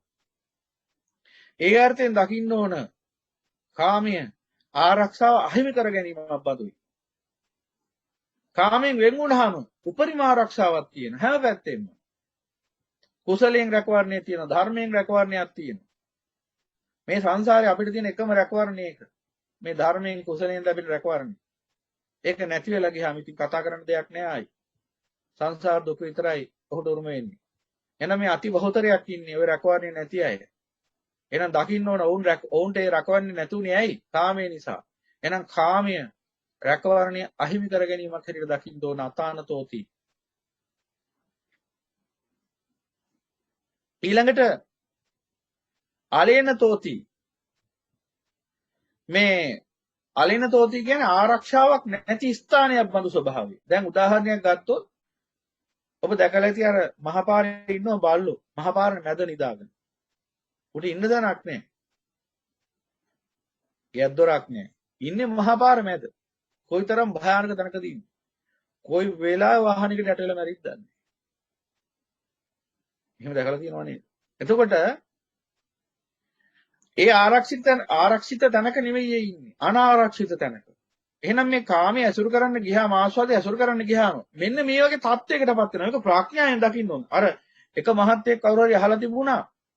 දිල්ලාන් මහත්මයා කිව්වේ ඔය අනුලෝමක් ශාන්තිය සම්යත්ත න්යාමයේ කියන මේ ලක්ෂණ 80 වශයෙන් දක්වනකොට අනුලෝමක් ශාන්තිය යටතේ අනිච්ච දුක්ඛ අනාත්ම ලක්ෂණ 40ක් ඒ කියන්නේ පංචස්කන්ධය අනිච්ච වශයෙන් දුක්ඛ වශයෙන් අනාත්ම වශයෙන් දැකිය යුතු ලක්ෂණ 40ක් වශයෙන් සම්යත්ත න්යාමයේ යටතේ නිවන නිත්‍ය සුඛ අර්ථ වශයෙන් දැකිය යුතු ලක්ෂණ 40ක් වශයෙන් 80ක් දක්වලා තියෙනවා. ඒකේ ඔය අලේන තෝති කියන ලක්ෂණයට අනුකූලව පංචස්කන්ධයේ පැත්තට දාලා තියෙනවා පංචස්කන්ධය ආරක්ෂාවක් නැති අනාරක්ෂිත තැනක වාසයක් බඳු ස්වභාවය අනාරක්ෂිත ස්ථානයක් බඳු ස්වභාවය කියලා. ඒකෙම සම්යත න්යාමයට එනං ඉන්නේ මොකද්ද? නිවන යනු ආරක්ෂිත ස්ථානයක් බඳු ස්වභාවය කියලා. දැන් එතුමා අහලා තියෙන්නේ නිවන කියන්නේ ස්ථානයක්ද කියලා. ඉතින් කොහොමද මේක පැහැදිලි කරන්නේ? නුවණින් දකින්න ඕන ප්‍රඥාවෙන් දකින්න ඕන දෙයක්. දැන් කාමයේ රෝගයක් බඳුයි නිවන කාමයේ රෝගය නිවන ආරෝග්‍ය කිව්වහම දැන් ඔය 40 ගැනම ඔය විදිහට ප්‍රශ්න එන්න පුළුවන්. කොහොමද නිවන කොහොමද රෝගයෙන් වෙන්වීම කියලා කියන්නේ ඔහොම කියලා. තර්කයෙන් දකින්න යන්න එපා ධර්මය. ප්‍රඥාවෙන් දකින්න. දැන් නිවන් පුර ගැන කියනවා. එහෙම කියනවා නිවන ගැන. දැන් නිවන් පුර කියලා කිව්ව ස්ථානයක් ගැනද ඔය කිව්වේ. නිවනට කියනවා ക്ഷേම භූමිය කියලා. ඒ කියන්නේ අර කාන්තාර මැද්දේ තියෙනවා ගස් කොළන් තියෙන වතුර තියෙන භූමිය. ඒවට කියනවා ക്ഷേම භූමිය කියලා. එහෙම එකක්ද? එතකොට නිවන කියන්නේ ക്ഷേම භූමියක් කිව්වම ස්ථානයක්ද භූමියක් ගැනද මේ කියන්නේ? අන්න ඒව නුවණින් දකින්න ඕනේ. ඒ කියන්නේ මේ තර්කයෙන් දකින්න යන්න එපා ධර්මයේ. ප්‍රඥාවෙන් දකින්න. දැන් කාමයේ අනාරක්ෂිත ස්ථානයක් බඳුයි කියන එකට තර්කයක් කියන්නේ කොහොමද කාමයේ ස්ථානයක් කියන්නේ කියලා. නුවණින් දකින්න. අනාරක්ෂිත ස්ථානයක ඉන්නකොට මොකද්ද වෙන දේ? හැමතිස්සෙම අනුතරක් ඉදිරියේ ඉන්නේ. හැමතිස්සෙම කුමකින් කුමක් වෙයිද දන්නේ නැහැ. මං කිව්වේ අර පාරමැද්දේ නිදාගෙන ඉන්න බල්ලට කිසිම රැකවරණයක් තියනවද? මොන වාහනයකට යට වෙලා මැරිද්ද දන්නේ. ඒ වගේ කාමයේ අසුර කරන්න යන ආස්වාදයේ අසුර කරන්න යන ලෝක සත්‍යය ඉන්නේ අනාරක්ෂිත ස්ථානික බඳු ස්වභාවයක් තුල. මොනව වෙයිද දන්නේ නැහැ. කාගෙන් කරදරයක් වෙයිද දන්නේ නැහැ. මොන හතුරෙක් පහර දෙයිද දන්නේ නැහැ. මොන විපතක් උපද්‍රවයකට මුහුණ දෙන්න සිද්ධ වෙයිද දන්නේ නැහැ නාදි වශයෙන්. එහෙනම් අන්න අනාරක්ෂිත තැනක වාසය කිරීමේ ලක්ෂණය කාමයේ තුලින් දකින්න ඕනේ. එතකොට අන්න අතානතෝති කියන ලක්ෂණය පේන්න ගන්නවා. එතකොට කාමයේ ගැන භය උපදිනවා. එහෙනම් ඒකෙම අනිත් පැත්ත තමයි අර සම්යත න්යාමී කියන්නේ. දැන් ඒ ගැන මම මේ වෙලාව කියන්නේ යන්නේ නැහැ. ඒ ගැන වෙනම පැහැදිලි කරන්න ඕන නිසා කෙටියෙන් නමුත්. ඊළඟට දැන් ওই විදිහට බලාගෙන ඔබට යන්න පුළුවන්. දැන් අනිත් ලක්ෂණ ගැනත් මම එක එකට කියන්නේ. දැන් තවත් උදාහරණ තවත් ලක්ෂණයක් අද වදකතෝති. වදකතෝති. දැන් මේ ලෝකෙ මිනිස්සු වද විඳින්නේ ඇයි? දැන් ඔබ දැකලා තියෙනවා හිරගෙවල් වල මිනිස්සු වද විඳිනවා. ඒ කාලේ නම් රජතුමා දෙතිස් වදයක් දීලා තියෙනවා. වද 32ක්. එතකොට ඔබම ගොඩක් වෙලාවට ඔබම ඔබේ ජීවිත තුළ විවිධාකාර අවස්ථා තුළදී මතු කරන අදහසක් පුදුම වදයක් මම විඳිනවා. පුදුම වදයකට මම මුහුණ දුන්නේ. වාදක භාර්යෝ ඉන්නවා. වාදක සැමියෝ ඉන්නවා. වාදක දරුවෝ ඉන්නවා. වාදකයෝ ඉන්නවා. ගේ ඇතුළේ. කොහොමද වදකයා මුණ ගැහුනේ? මොකක් නිසාද? කාමෙන් වෙන් වෙන්න ගිහිල්ලා නැත්නම් කාමයේ හා එක් වෙන්න ගිහිල්ලාද? නෝනින් බලන්න ඕන. කාම නිසා කොච්චර වද විඳිනවද ඔබ? උදේ නැගිට වෙලා ඉඳලා රෑ වෙනකම් කොච්චර වද විඳිනවද? වද හිංසාවලට මුහුණ දෙනවද? කොච්චර විවෘත අපි මේවා කියන්න ඕනේ. කොච්චර ගෙවල් වල ගුටි ගහ ගන්නවද? ගොඩක් විවාහක මිනිසයන්ගේ ඔළුවේ කෙස් නැහැ. කටේ දත් නැහැ. හොඳයි. එහෙමනම් ඒ විදිහට අපි ජීවිතේ විවිධාකාර දුක් විඳිනවා. විවිධාකාර සම්බන්ධතා නිසා දුක් විඳිනවා. වද විඳිනවා. වද. මිනිස්සුම කියනවනේ මට පුදුම වදයක් දෙන්නේ. මට මෙච්චර වද දෙන්න එපා කියලා. එහෙනම් ඒ වදයට උරුමකරුවෙක් වුණේ ඇයි? කාමේ නිසා, ආස්වාදේ නිසා. කාම ආස්වාදේ විඳින්න ගිහිල්ලා තමයි ওই වදේ උරුම කරගත්තේ. එහෙනම් අන්න නෝනින් දකින්න ඕන වදකයා හැමතිස්සෙම මොකද කරන්නේ? වද දෙන එක. කිසිම වදකෙක් කිසිම අවස්ථාවක ඒ දඬුවම් විඳින්නාට සැපයක් දෙන්නේ නැහැ. කසෙන් තාලනවා අප්‍රමාණ වද හිංසා දෙන්නේ. මෙන්න මේ ලක්ෂණ ගැන කියන්න ගියාම වටිනා සූත්‍ර දේශනාවක් මතක් වුණා. ඒ ගැන කියන්න කැමති. ඒකත් මේ කාරණාවටම අදාළ නිසා. වාදකතෝති. මේ කාමයේ වාදයක් වශයෙන් දකින්න. මේ ආස්වාදයේ වාදයක් වශයෙන් දකින්න. එහෙම දැක්කහම ඔබට බලන්න මේ වදෙන් නිදහස් වෙන්න. දැන් මේ ලක්ෂණ එකෙන්කට පෙන්වලා දෙන්නේ ඇයි බුදු පියාණන් වහන්සේ? මේ හැම ලක්ෂණයක් තුලින්ම කාමයේ ආස්වාදයේ මෙනෙහි කරලා බලන්න ඕන. එතකොට තමයි කාමයේ කෙරෙහි බය උපදින්නේ. එතකොට කාමයේ පිළිබඳ ආස්වාදයේ පිළිබඳ චන්දරාගය දුර වෙලා යනවා. දැන් අපෙන් හැමදාම අහුවානේ අපේ ශ්‍රාවක පින්වතුන් මොකද්ද කරන්න ඕන? මොකද්ද කරන්න ඕන කියලා. ඕන් දැන් කරන්න ඕන ටික තමයි මේ කියන්නේ. අනිත්‍ය වශයෙන් දකින ආකාරයේ ලක්ෂණ 9ක් වශයෙන් විග්‍රහ කළා. ඒක හොඳට අහන්න. ඊසරේ අහගන්න බැරි වුණා නම් හරියට ආයි අහන්න ඒ ටික. දැන් මේ දුක්ඛ ලක්ෂණ ගැන කියන්නේ මම එකෙන්කට කියන්නේ යන්නේ නැත්තේ ඇත්තටම එකෙන් එකට කියන්නේ කිව්වොත් අද මට මේ දේශනාව ඉවරනකම මේ ලක්ෂණ 25 විග්‍රහ කරන්න පුළුවන් ඕන. හැබැයි එහෙම වුණාම අර අත උස්සගෙන ප්‍රශ්න අහන්න ඉන්න අපේ ඉන්න ශ්‍රාවක පින්වතුන්ට අවඩක් වෙන්නේ. ඒ නිසා මෙච්චර විස්තරාත්මකව පැහැදිලි කරේ නැතත් ඔබට ඒක නුවණින් තෝරා ගැනීමේ ඥාන ශක්තිය තියෙන ප්‍රඥා ශක්තිය තියෙන විදිසක් නිසා මම පුළුවන් තරම් මේ ලක්ෂණ පිළිබඳ දේශනාව කෙටි කරනවා. හැබැයි කැමති කෙනෙක්ට ඕන නම් දීර්ඝ වශයෙන් දැනගන්න ඕන නම් මගෙන් ප්‍රශ්න කරන්න. සහ ඔබට යෝජනා කරන්නත් පුළුවන් මේ සම්බන්ධයෙන් ඔබගේ අදහස්. දැන් එහෙනම් වදකතෝති කියන ලක්ෂණයට අනුකූලව ලස්සන කතා පුවතක් සිහි වෙනවා මේ උපමාවක්. ඇත්තටම මේක සූත්‍ර දේශනාවක ඇතුළත් වෙන්නේ. සූත්‍රයේ නම ජනපද කල්යාණි සූත්‍රය. ඒක AP සොයිසා ත්‍රිපිටකයේ එහෙමයි සඳහන් වෙන්නේ. බුද්ධ ජාති ත්‍රිපිටකයේ සමහරට නම් පොඩ්ඩක් එහා මෙහා වෙන්න පුළුවන්. මේ ජනපද කල්යාණි කියන සූත්‍රය මොකද්ද පෙන්වලා දෙන්නේ? මෙන්න මෙහෙම ලස්සන උපමාවක්. අද වගේ මේතත් කාන්තාව නර්තනයේ දක්ෂයි. ඒ වගේ මේ නගරේ ඉන්න නැත්නම් ප්‍රදේශයේ ඉන්න රූමත්ම තරුණියට ඒ කාලේ තිබුණ තහංකියක් විවාහ වෙන්න බෑ. එහෙම විවාහ වුණොත් මරා ගන්නවා පිරිමි. රජවරු සිටුවරු හිටන් මරාගත්ත නිසා සමාජ සම්මුතියක් හැදලා තිබුණා. රූපයෙන් බොහොම පංචකාම ගුණයෙන් ඉහළ ස්ත්‍රියක් ඉපදුනොත් රූපයක් හිමි වුණොත් ඇයව පොදු වස්තුවක් වශයෙන් ඒ කියන්නේ නගරේ පොදු වස්තුවක් වශයෙන් තබනවා. නගර සෝබිනී ජනපද කල්යාණි ආදී තනතුරු පිරිනමලා. අද මේ කියන පහත් තත්ත්වයේ එහෙම එකක් නෙවෙයි කියන්නේ. යම්කිසි උසස් තත්ත්වයක් ඒක. එතකොට ජනපද කල්යාණි කියන්නේ හරියට ගත්තොත් අද නිකන් අග්‍රගණ්‍ය නිලියක් වගේ කෙනෙක්. ඉතින් ඇය යම් ප්‍රදේශයකට ආවොත් ඒ ප්‍රදේශයේ ඉන්න මිනිස්සු ඇයව දකින්න පැමිණෙනවා. ඒ තරම් නෙවෙයි නිකම්ම නෙවෙයි ඇය එන්නේ. ඇයි නාට්‍යණිය ගායනී ප්‍රගුණ කරපු කෙනෙක්. එතකොට මේ ජනපද කල්යාණි මොකද කරන්නේ? මේ ප්‍රදේශයට ඇවිල්ලා නැටුම් ගැයුම් පවත්වනවා. එතකොට ඒ ප්‍රදේශයේ ඉන්න විශාල පිරිසක් ඒ ස්ථානයේ ඒක රාශි වෙනවා. අද ගත්තොත් සංගීත සම්දර්ශනයක් වගේ. මොකක් හරි එහෙම කලා සම්දර්ශනයක් වගේ එකක්.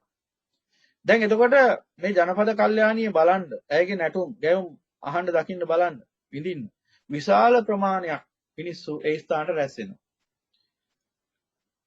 භාගතුන් වහන්සේ පෙන්වා දෙනවා මහණ මෙන්න මේ අවස්ථාවේ මේ විශාල පිරිසක් මේ ස්ථානයේ රැස් වෙලා ඉන්නවා නැටුම් ගැයුම් නර්මමින් රස විඳිමින්. ඒ වගේම අර ජනපද කල්යාණියත් වේදිකාවේ ඉඳලා ඇය දන්න සියලුම ශිල්ප ශාස්ත්‍ර පෙන්වනවා. මේ වෙලාවේ මහණ මේ උපමාවල් ලස්සන. මේ වෙලාවේ මහණ එක්තරා පුරුෂයෙක්ට දඬුවමක් ලැබෙනවා. මොකක්ද දඬුවම? තෙල් භාජනයක් කට දක්වාම තෙල් පුරවපු භාජනයක් ඔලුවට තියාගෙන යන්න ඕන මේ පිරිස මැද්දේ. පිටිපස්සේ කෙන වදකේ කඩුවක් ඔසවගෙන. තෙල් බින්දුවක් හරි හිරුණොත් කඩුවෙන් ගහලා මරනවා. නේද දඬුවම. දැන් එතකොට මේ පුරුෂයා මොකද කරන්න ඕන? ඔලුවට තෙල් භාජනේ තියාගෙන ඒ කියන ස්ථානෙට යන්න ඕන. යන්න වෙලා තියෙන මේ පිරිස මැද්දෙන්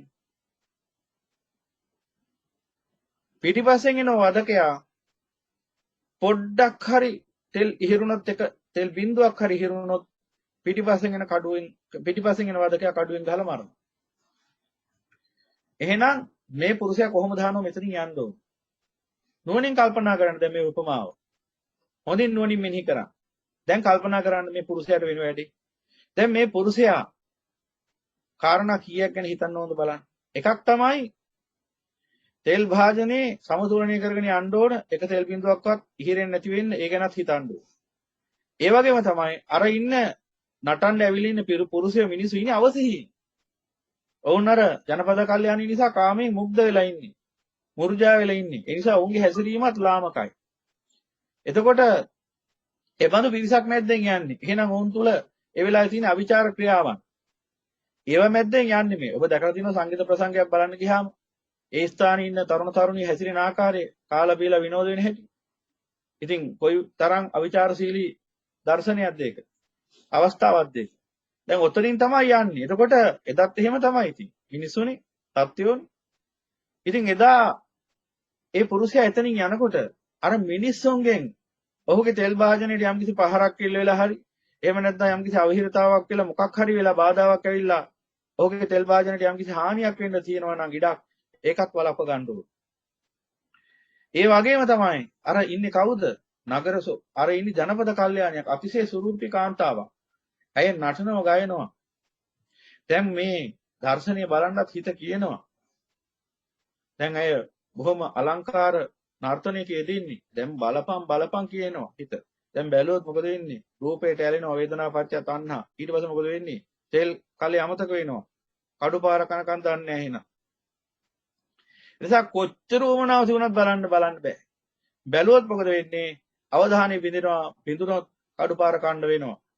ඒ නිසා ඔහුට සිද්ධ වෙනවා අර ජනපද කල්යාණීගේ අලංකාර නර්තනය ගැන අමතක කරලා අර එතනින් අවිචාරවත් මිනිසුන්ගේ තියෙන අවිචාර ක්‍රියාකාර වලිනුත් මිදිලා නිදහස් වෙලා තමන්ගේ තෙල් භාජනයේ තෙල් බින්දුවක්වත් ඉහිරෙන්නේ නැති වෙන්න ඉස්සරහට යන්න ඕන. හැමතිස්සෙම මගේ පිටිපස්සෙන් වදකයා එනවා කඩු අරගෙන. මම පොඩ්ඩක් හරි ප්‍රමාද වුණොත් තෙල් බින්දුවක් හරි හිරුණොත් ඔහු මට පහර දෙනවා කියන සිහියෙන් යුක්තව. එහෙනම් බුදු පියාණන් වහන්සේ අපට දේශනා කරනවා ඒ අසිරිමත් වූ මහා ශාස්ත්‍රඥයන් වහන්සේ මහණුන් ඔය ආකාරයෙන් සිහිය පිටවන්න කියලා. ඒ උපමාවක් උන්වහන්සේ දේශනා කරනවා. ඔබම කල්පනා කරන දැන් උපමාව ඔබ තුලින් ඔබ ওই තෙල් භාජනය ඔලුවට තියාගෙන යන කෙනා නම් ඔබටත් එච්චරමනේ පොඩ්ඩක් හරි ප්‍රමාදයක් සිද්ධ වුණොත් තෙල් බින්දුවක් හරි හිරුණොත් පිටිපස්සෙන් එන වදකයා පහර දීලා මරනවා. එහෙනම් මරණයට ඇති කර ගන්නව බිය නිසාම නිකන් මැරුම් ගන්න බැරි නිසාම එහෙනම් මේ වෙලාවේදී පුරුෂයා මොකද කරන්නේ? සියලු ආසාවන් පසකින් තියලා එතන ඔබට පේනවා යම්කිසි කාරණා දෙකක් ප්‍රධාන වශයෙන් එකක් තමයි අධික සිහියකින් යුක්ත වැඩේ කරන්න ඕනේ. දෙවෙනි එක තමයි ආසාව මර්ධනය කර ගන්න ඕනේ. මොකද අර අතන ඉන්නේ ජනපද කල්යාණි නිකන් කෙනෙක් නෙවෙයි. මේ නගරෙම මිනිස්සු වශී වෙච්ච කාන්තාව. මිනිස්සු වශී වෙලා අර නර්තනය ගායනයේ රස විඳින්න තමයි ඔය එතනින් යන්නේ. එහෙනම් ඒ දිහාම බලන්න නැතුව යන්න ඕනේ. එහෙනම් මේ පෙන්වීම මොකක්ද අපට? ඔය පෙන්වන්නේ මොකක්ද? මේ මග වැඩිම තමයි.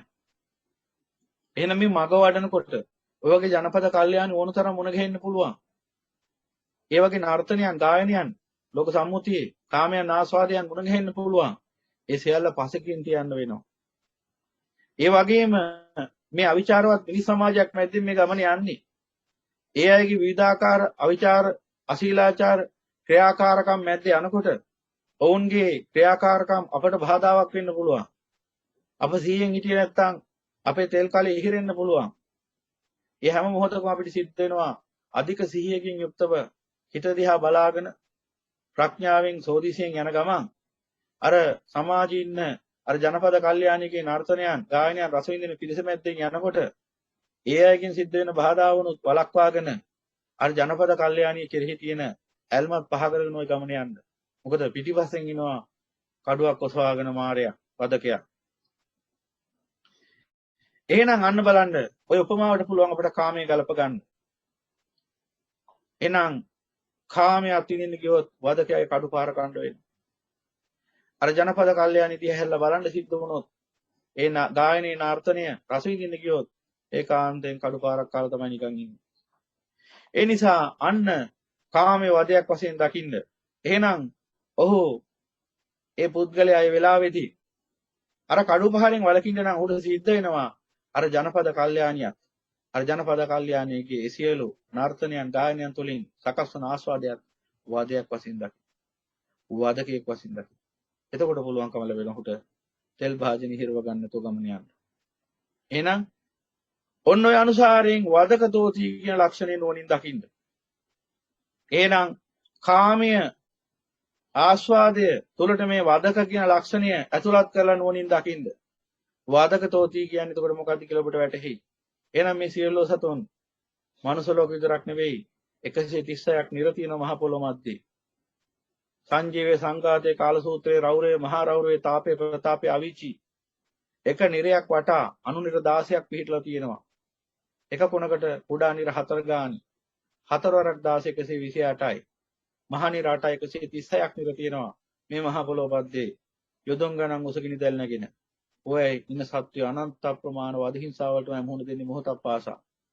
අනන්ත අප්‍රමාණ වාද ඇති තැනක් නිරය. එහෙනම් ඒ අනන්ත අප්‍රමාණ වාදයන්ට මුහුණ දෙන්නේ කුමක් නිසාද? කාමයේ නිසා. ගියසරේ දේශනාවේ ඔබට මතක ඇති බාලපඬිතු සූත්‍රයේ ඇසුරෙන් නිරේ දුක පිළිබඳ උපමාවක් කිව්වා. ඒකත් අහලා බලන්න නැවත. අන්නේ කාරණාවත් බලන්න. ඒත් වාදකයේ වාදක ලක්ෂණය ගැන පැහැදිලි වුණේ එතන. එහෙනම් මේ කාමයේ වදයක් වශයෙන් දකින්න ඇහැට පේන්නේ නැති වෙන්න පුළුවන් ඒ නිර, ඒ අසුර ලෝකය, ඒ പ്രേත ලෝකය හැබැයි ප්‍රඥාවෙන් දකින්න අඥානයට ප්‍රඥාව නැහැ. ඒ නිසා අඥානිය තර්ක කරන්න පුළුවන් කොහෙදවා තියෙන්නේ, කොහොමදවා දකින්නේ කියලා. ප්‍රඥාවන්තයන්ට, ශ්‍රද්ධාවන්තයන්ට තර්ක නැහැ.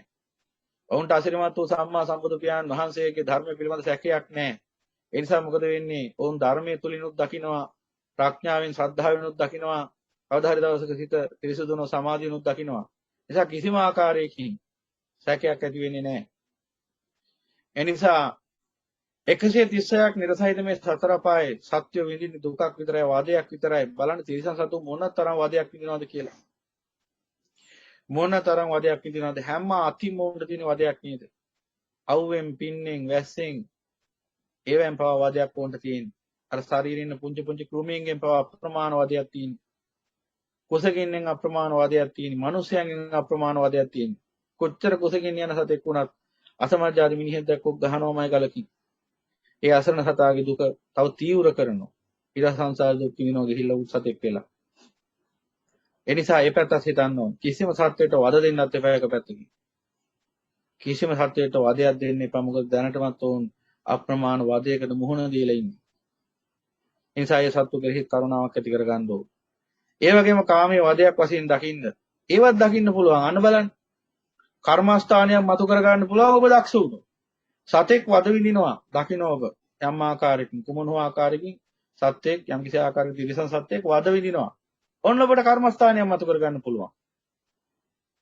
මේ සතා මිබදු වදයකට පැමිණුනේ කුමක් නිසාද? මේ සතා විඳින දුක මේ අවුවෙන් පිස්සෙන් අවුවෙන් පින්නෙන් වැස්සෙන් මොනතරම් වදයකටපත් වෙනවද? මේ අනිකුත් තිරිසන් සත්තු නිසා මොනතරම් වදයකටපත් වෙනවද? මිනිස්සු නිසා මොනතරම් වදයකටපත් වෙනවද? ඒ සත්‍යයේ පාප විපාක නිසා මොනතරම් වදයකටපත් වෙනවද? අනාදි වශයෙන් මෙනෙහි කරලා බලන්න ඕන. ඇයි මේ වදේ මේ සත්‍යයට උරුම වුනේ? කුමක් නිසාද? කාමී නිසා. හේතුඵල වශයෙන් ධර්මයේ දකින්න. මේ ජාති සකසුනේ මොකක් නිසාද? භව නිසා. භවය සකසුනේ මොකක් නිසාද? උපාදාන නිසා. උපාදාන සකසුනේ මොකක් නිසාද? තෘෂ්ණාව නිසා. තණ්හා නිසා. තණ්හා සකසුනේ මොකක් නිසාද? ආස්වාදයේ සැප වේදනාව නිසා. එහෙනම් මේ සත්‍යය මේ දුකින් ආස්වාදයේ පස්සේ ගිහිල්ලා. එහෙනම් අන්න වදයක් වශයෙන් දකින්න කාමය. එහෙනම් මේ සත්‍ය විතරක් නෙවෙයි මේ සාක්වලේ ඉන්නා වූ සියලෝ සතුන් විතරක් නෙවෙයි මේ විශ්වයේ වසන්නා වූ සියලෝ සතුන් යම් වදයකට මොහොන දෙලා ඉන්නවා නම් ඒ වද විඳින්නේ මේ කාමයේ නිසායි. අන්න කාමයට ගලප ගන්න වදක කියන ලක්ෂණය. එතකොට දකින්න ඔබ වදකතෝති අනාදි වශයෙන් භාගතුන් හසේ අදහස් කළේ මොකද්ද කියලා. එහෙනම් ඔන්න ඔය අනුසාරයෙන් දකින්න. ඔය විදිහට දැන් ලක්ෂණ ගොඩක් පැහැදිලි කළා. අනිත් ටිකක් ඔය විදිහට දකින්න මම මේ තනින් ලක්ෂණ විස්තර කරන්නේ මොන හරි තේරෙන්නේ නැතනත් උනොත් ඔබට අහන්න පුළුවන්. ඊළඟට තව තියෙනවා ලක්ෂණ. ජාති ධම්මතෝති සාසෝතෝති ආදීනෝතෝති. මෙතනින් තවත් අපි ධර්මයක් ගමු. ලක්ෂණයක් ගමු.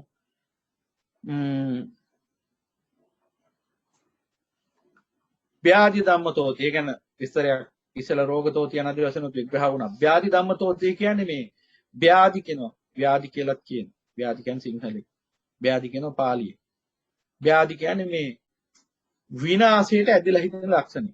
දැන් ව්‍යාධියක් හැදුනහම මොකක්ද තියෙන ලක්ෂණය? දැන් රෝගයක සහ ව්‍යාධියක ලක්ෂණ දෙකක් තියෙනවා. රෝගයක් කියන්නේ හැදිලා හොඳ වෙන එකක්. ව්‍යාධිය කියන්නේ ගොඩක් වෙලාවට මරණය දක්වාම පවතින. ව්‍යාධි හොඳ වෙන්නෙම නැහැ. සමහර විට මැරෙන්නෙත් ඒකෙන්ම. පිළිකා වගේ අන ව්‍යාධි. ඒ කියන්නේ ව්‍යාධියක් හැදුනහම දැන් රෝගයක සහ ව්‍යාධියක තියෙන ලක්ෂණ දෙකක් තියෙනවා. දැන් රෝගයේ තියෙන ලක්ෂණේ මම ඉස්සරහට කිව්වා පැහැදිලි හොඳ වෙනවා. රෝගයක් හැදුනම මිනිහෙන් බය වෙන්නේ නැහැ. ලේසියෙන් එහෙම ලොකු බයක් හටගන්නේ නැහැ. බෙහෙත් තියෙනවා හොඳ කරගන්න පුළුවන්. දැන් උණ රෝගේ අනාදි වශයෙන්. ඒ වගේ බය වෙන්නේ නැහැ. හැබැයි දැන් පිළිකාවක් හැදෙනකොට අන්න බය වෙනවා ගොඩක්. වකුගඩු විනාශ වෙලා කිව්වොත් අන්න බය වෙනවා. වකුගඩු දී වෙලා. අක්මාවේ මොන හරි ප්‍රශ්නයක් වුත් අන්න බය වෙනවා. පෙනහළ වල ලොකු ආබාධයක් වුත් අන්න බය වෙනවා. ඒක ව්‍යාධි. ඇයි ඒ? ඒක මරණය දක්වාම යන්න පුළුවන් රෝග. මරණය දක්වාම ඇදිලා හිටින නිසා ඒ තත්ත්වයට කියන ව්‍යාධි කියලා. එහෙනම් කාමීත්‍ය ලක්ෂණය තියෙනවා. සමහර මිනිස්යන්ගේ ජීවිත කෙලවර වෙන්නේ මරණය. මරණය දක්වාම උන් විඳිනවා දුක මේ කාමයේ නිසා. හරියට අර ව්‍යාධියක් වගේ පිළිකාවක් වගේ. පිළිකාව කියන එක අධික දුකක් දෙමින් අධික පීඩාවක් දෙමින් දිගින් දිගටම තියෙන හොඳ වෙන්නෙත් නැහැ. කොච්චර බෙහෙත් කළත් වැඩකුත් නැහැ. එන්න ඔඩු දුවනවා. ඒ වගේ මේ කාමී නිසා හටගන්න වද වේදනා, දුක් වේදනා එන්න වැඩි වෙවි තියෙනවා. කොච්චර බෙහෙත් කළත් හරියන්නේ නැහැ. කොච්චර මිනිසයෝ මේ කාමී නිසා හටගත්ත ව්‍යාධි වලින් පෙළෙනවද? මානසික ව්‍යාධි කොච්චර ඇති වෙලා තියෙනවද? නෝනින් බලන්න.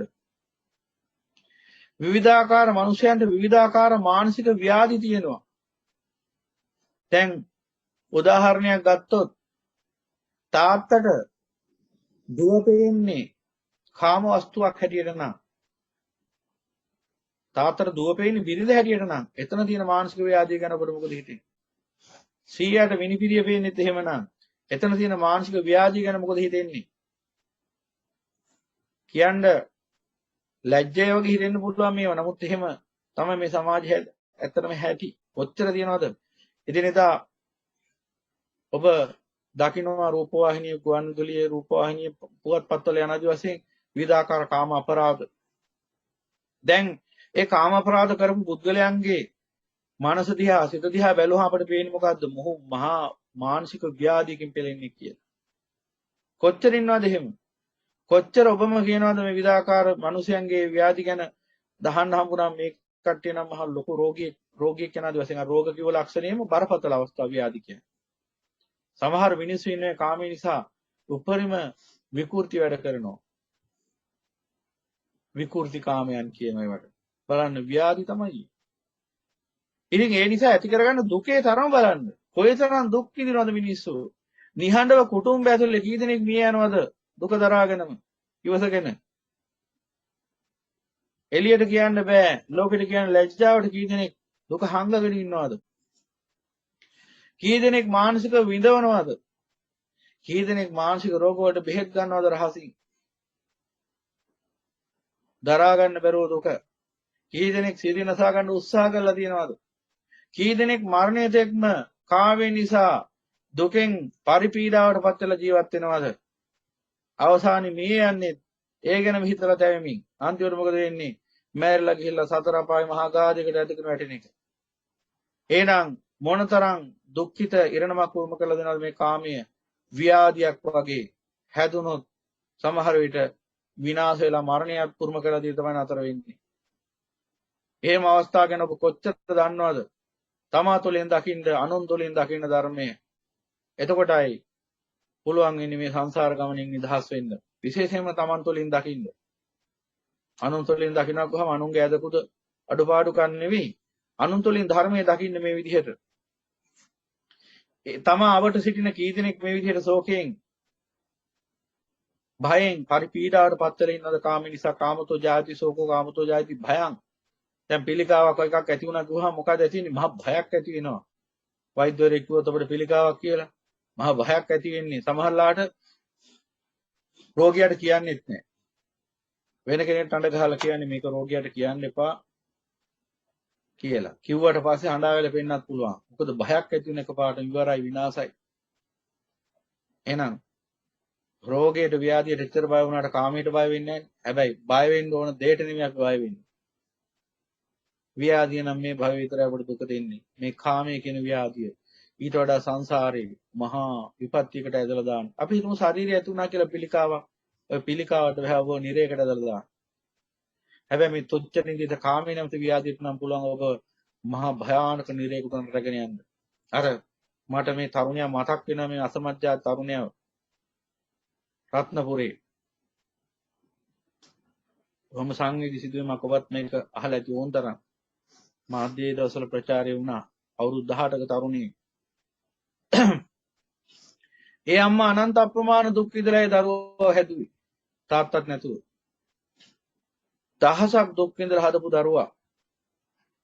අප්‍රමාණ දුක් විඳලා හැදුවේ. අම්මලා දුක් ගන්න පුතුන් හදන්ට කිය හැදුවා. හදල ඉවර වෙලා අවුරුදු 18ක් වෙනකන් ඉතින් අම්මා කියන පදයට නැටුවා. ඊට පස්සේ මොකද උනේ? 18 දී කෙල්ලෙක් මුණ ගැහුණා පෙම්මතියක්. දැන් ඇයගේ පදයට නටන්න පටන් ගත්තා. ඊට පස්සේ අම්මනේ දන්නේ දුක දරුවා හැදීමේ කුමක් හෝ හේතුවක් නිසා අම්මා අකමැති වුණා මේ සම්බන්ධෙට. දිගින් දිගට අම්මා විරුද්ධ වෙනකොට මේ ආදරණීය පුතා කරපු වැඩේ දවසක් කුස්සියේදී මේ විවාදේ නැගිලා වහම කුස්සියේ තිබුණා මන්නේ අරගෙන අම්මගේ බෙල්ලට කෙටුවා. අම්මා මැරුවා එතනම. මරලා අම්මා වරන් ගිහිල්ලා දැම්මා ඇලකට. ඌ ගැන මොකද ඔබට හිතෙන්නේ? දරුවෙක්ද මරුවෙක්ද? නිරපල්ලි. ඉතින් අනාගතේ ඒ අසත්පුරුෂ දරුවාට දැනගන්න හම්බ වෙනවා නිරපල්ලා කියන්නේ මොන වගේ එකෙක්ද කියලා. හැබැයි නිකන් නිරේක නෙවෙයි අවිචි මහා නිරේක. එහෙනම් බලන්න රැගෙන යන්න පුළුවන් භයානකම නිරේට අවිචි මහා නිරේට යන්න උඩ පාර කපලා දුන්නේ කවරෙක් විසින්ද? මේ කාමයෙන් නිසා. දෙමාපියෝ දරුවෝ හදනකොට බොහෝ විට හිතන් ඉන්නවා අර ඔය හරි කවුරු හරි කිව්ව නිසා පොතක පතක තිබිච්ච නිසා දෙගුරුන් විසින් තම දරුවන්ට දෙන නොබද දන නම් වියතුන් සභා මැද ඉන්ට ඉදිරිව සෙල්ප දෙනුමයි කියලා ඔය ඔලොමොට්ටල කතා ඇහිච්ච දවසේ ඉඳලම කරන්නේ මොකද්ද? ඕකම තමයි. හිතන් ඉන්නේ හරි ලොකු වැඩේ කියලා. තථාගතයන් වහන්සේගේ ධර්මයේ දෙන්න එපා. පුළුවන් තරම් ඉස්කෝලේ ටියුෂන් වලට විතරක් ඇව්වහම ඇති. ඉතින් හැදෙන්නේ අර જાතිකෙක්. මන්න පාර බෙල්ලට වදින එක ගැන පුදුමයටපත් වෙන්න එපෙදාට. ඔයිට ඉස්සෙල්ලා ඔය වගේම ප්‍රවෘත්තියක් අහන්න හම්බුණා. එක තරුණියක් අම්මාගේ කට ඇතුලේ හෑන්ඩ් ෆෝන් එක ඔබලා උගුර දක්වාම හිර කරලා අම්මව මැරුවා. තවත් තරුණියක් රැයට පාඩම් කරන මුවාවෙන් තරුණිය කාමරයට ගෙන්න ගන්නවා. ආච්චි ගිරියම්ම තමයි රැකවරණි දුන්නේ. ආච්චි මේක දැක්කා කියලා ඒ ප්‍රේමවන්තයත් එක්ක එකතු වෙලා ආච්චිව මරලා ගිහිල්ලා දැම්ම කන්දකින් පහලට. මේ ඉස්කෝල ළමයි. දැන් අධ්‍යාපනයෙන් ලැබිලා තියෙන ශාන්තිය. දරුවන්ටත් ලැබුණා, දෙමව්පියන්ටත් ලැබුණා. ඒ නිසා වැරදිච්ච තැන දැන්වත් හදාගන්න දෙමව්පියෝ හැම කෙනෙම උත්සාහ ගන්න. අපට දරුවෝ නෑ මේ සංසාරේ. සියලු දෙනා දරුවෝ වෙලා ඉන්නදී කවදා හරි දවසක. හැබැයි බුදු පියාණන් වහන්සේ සියලුම මිනිස්සුયો දරුවෝ හැටියට සලකාගෙන ධර්මයේ දේශනා කළේයි.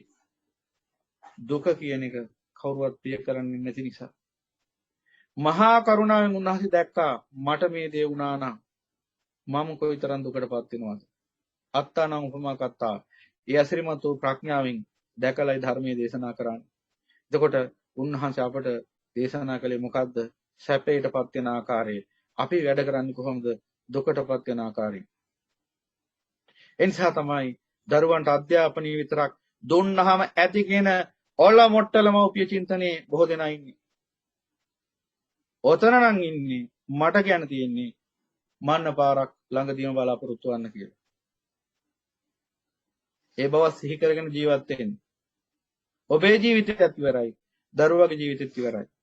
මොකද කෙනෙක් ආනන්තරික පාප කර්ම කිරීමෙන් සහ මුලින්ම වෙන් වෙන්නේ කවදා හරි දවසක උතුම් සෝවාන් ඵලයටපත් වුණොත් විතරයි.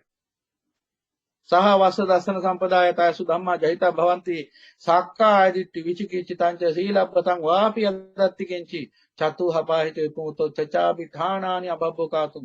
කවදාත් ඔහුගේ අතින් හයක් වෙන්නේ නැහැ කියලා භාගතුන් වහන්සේ දේශනා කළේ. මම මැරීම පියා මැරීම බුදුරජාණන් වහන්සේගේ ශරීරය ලේසල වීම. ඊළඟට රහතන් වහන්සේ කෙනෙක් වන්නටපත් කිරීම සහ සංඝ වේදේ කියන අකුසලය ආනන්තරික වශයෙන්. ඊළඟට අනිශාස්ත්‍රවරයෙක් කරා යෑම. මේ කියන 6 වෙන්නේ අවබ්බකාතුම්. එහෙනම් මව පියා මරණයටපත් කරන්නේ නැත්තේ සෝවාන් ඵලලාභියෙක් විතරයි. ඒ කියන්නේ අනිත් ඕනම කෙනෙක්ගේ අතින් ඔය වැරද්ද වෙන්න පුළුවන්. මොකද මේ තුච්ච නින්ද සිත ගැන දන්නේ නැතිකම තමයි මේ නිසර ලෝකයට වටිනාකමක් දීලා ඒකම ලුහු බඳින්න හේතු වෙන්නේ. මේ සිත හේතු ප්‍රත්‍ය අඤ්ඤමඤ්ඤ සම්ප්‍රයුක්ති කියන පටිසමපාද ආකාර 4කට ගමන් කරනවා. කේන්තියක් ඇති වුනහම කෙනෙක්ට ධර්මාභෝධයෙන් තොර කෙනෙක් නම් ඒ සිත ඒ තුච්ච සිත මොකද කරන්නේ? ඔය කියන ආකාර 4ටම පටිසමපාද නම්වමින් ඒ ඇතිවෙච්ච සුළු ආවේගය මහා චිත්ත ආවේගයක් බවට පරිවර්තනය කරනවා. පරිවර්තනය කරලා අවශ්‍ය සංකාරය ගොඩනගා ගන්නවා. කර්මය රැස් කර ගන්නවා. තුච්ච සිතට ඕන සතර අපායට පැනගන්න. ලාද අවස්ථාවෙන් ප්‍රයෝජන ගන්නවා. අම්මා තාත්තා කියන එක ලෝක සම්මුතිය තියෙන එකක්. සිතට වැඩන්නේ අම්මා තාත්තා කියන එක. මහත් වූ ගුණයක් නැසලා අන්තිමට නිරේට යන්නේ. සිතට වැඩන්නේ නැහැ. සිතට වැඩන්නේ නැහැ නිරේත සුගතියද කියන්නේ සිතට ඕන පැවැත්ම. පැවැත්ම වැඩිම තැන කොහෙද නිරේ නම්? පැවැත්ම වැඩි තැන සතර අපාය නම් එතන තමයි රිකගෙන මේ තුච්ච සිත. ඒ නිසායි මහ පොළොව හා සමාන ප්‍රමාණයක් සතර අපාය උපදින්නේ නියපොත්තට දැවරිච්ච ප්‍රමාණයක් හා සමාන ඉතාම සුළු පිරිසක් සුගතියට එන්නේ. ඒ කියන්නේ මේ සිතේ නාවාතන වෙන්නේ සතර අපායයි. අසිරිමත් වූ බුදු පියාණන් වහන්සේගේ උතුම් වූ බුද්ධ දේශනාවෙම කසදාම වෙන්නේ නිරය සත්‍යයේ මහා ගෙදරයි කියලා. එහෙනම් මෙන්න මෙහෙම හිතන්න ධර්මයේ ගැන. කාමයේ ගැන ආස්වාදයේ ගැන. දැන් අහනවනේ හැමතිස්සෙම ඔබ කොහොමද ප්‍රායෝගිකව කරන්නේ කියලා. මේ ප්‍රායෝගිකව කරන විදිහ තමයි කියන්නේ. දැන් මේ ටික හොඳට අහගන්න ඕන. ආයේ මේ ප්‍රශ්නේ අහන්න එපා. මම මේ කියන්නේ දැන් සමහරව හිතන්න පුළුවන් ආයේ හම්තුරු මෙහෙම අපිට සැල් එක දානවා කියලා. එහෙම එකක් නෙමෙයි මේ. ඔබම නුවණින් කල්පනා කරන්න. කොච්චර බණ දේශනා කළත් වැඩක් තියනවද?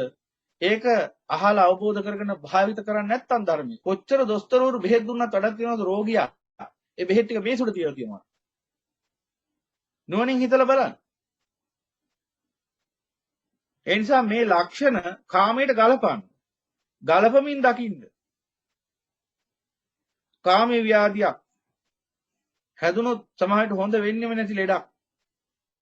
ඒ කියන්නේ කාම සමාචාරය සහ විසමාචාරය කියලා පැති දෙකක් තියෙනවා.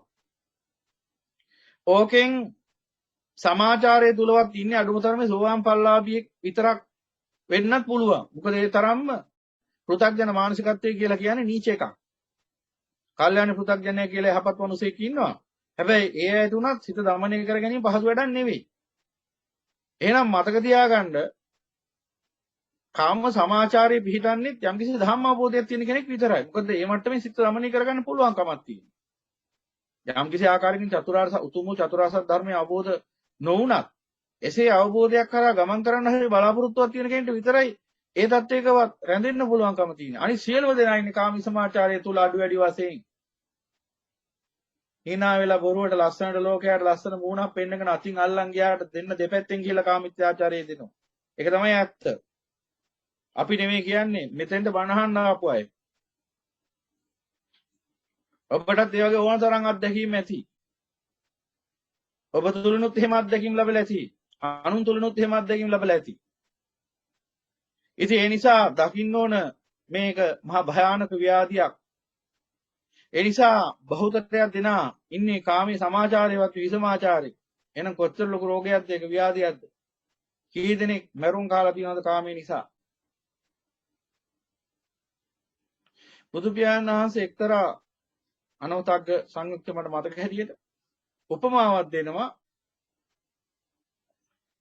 මේ සංසාරේ කොච්චර දිගපළල එකක්ද කිව්වොත් මේ සංසාරේදී තමන්ගේ බිරිඳගේ සැමියාගේ මේ තමන්ගේ බිරිඳගේ සොර සැමියාගේ අති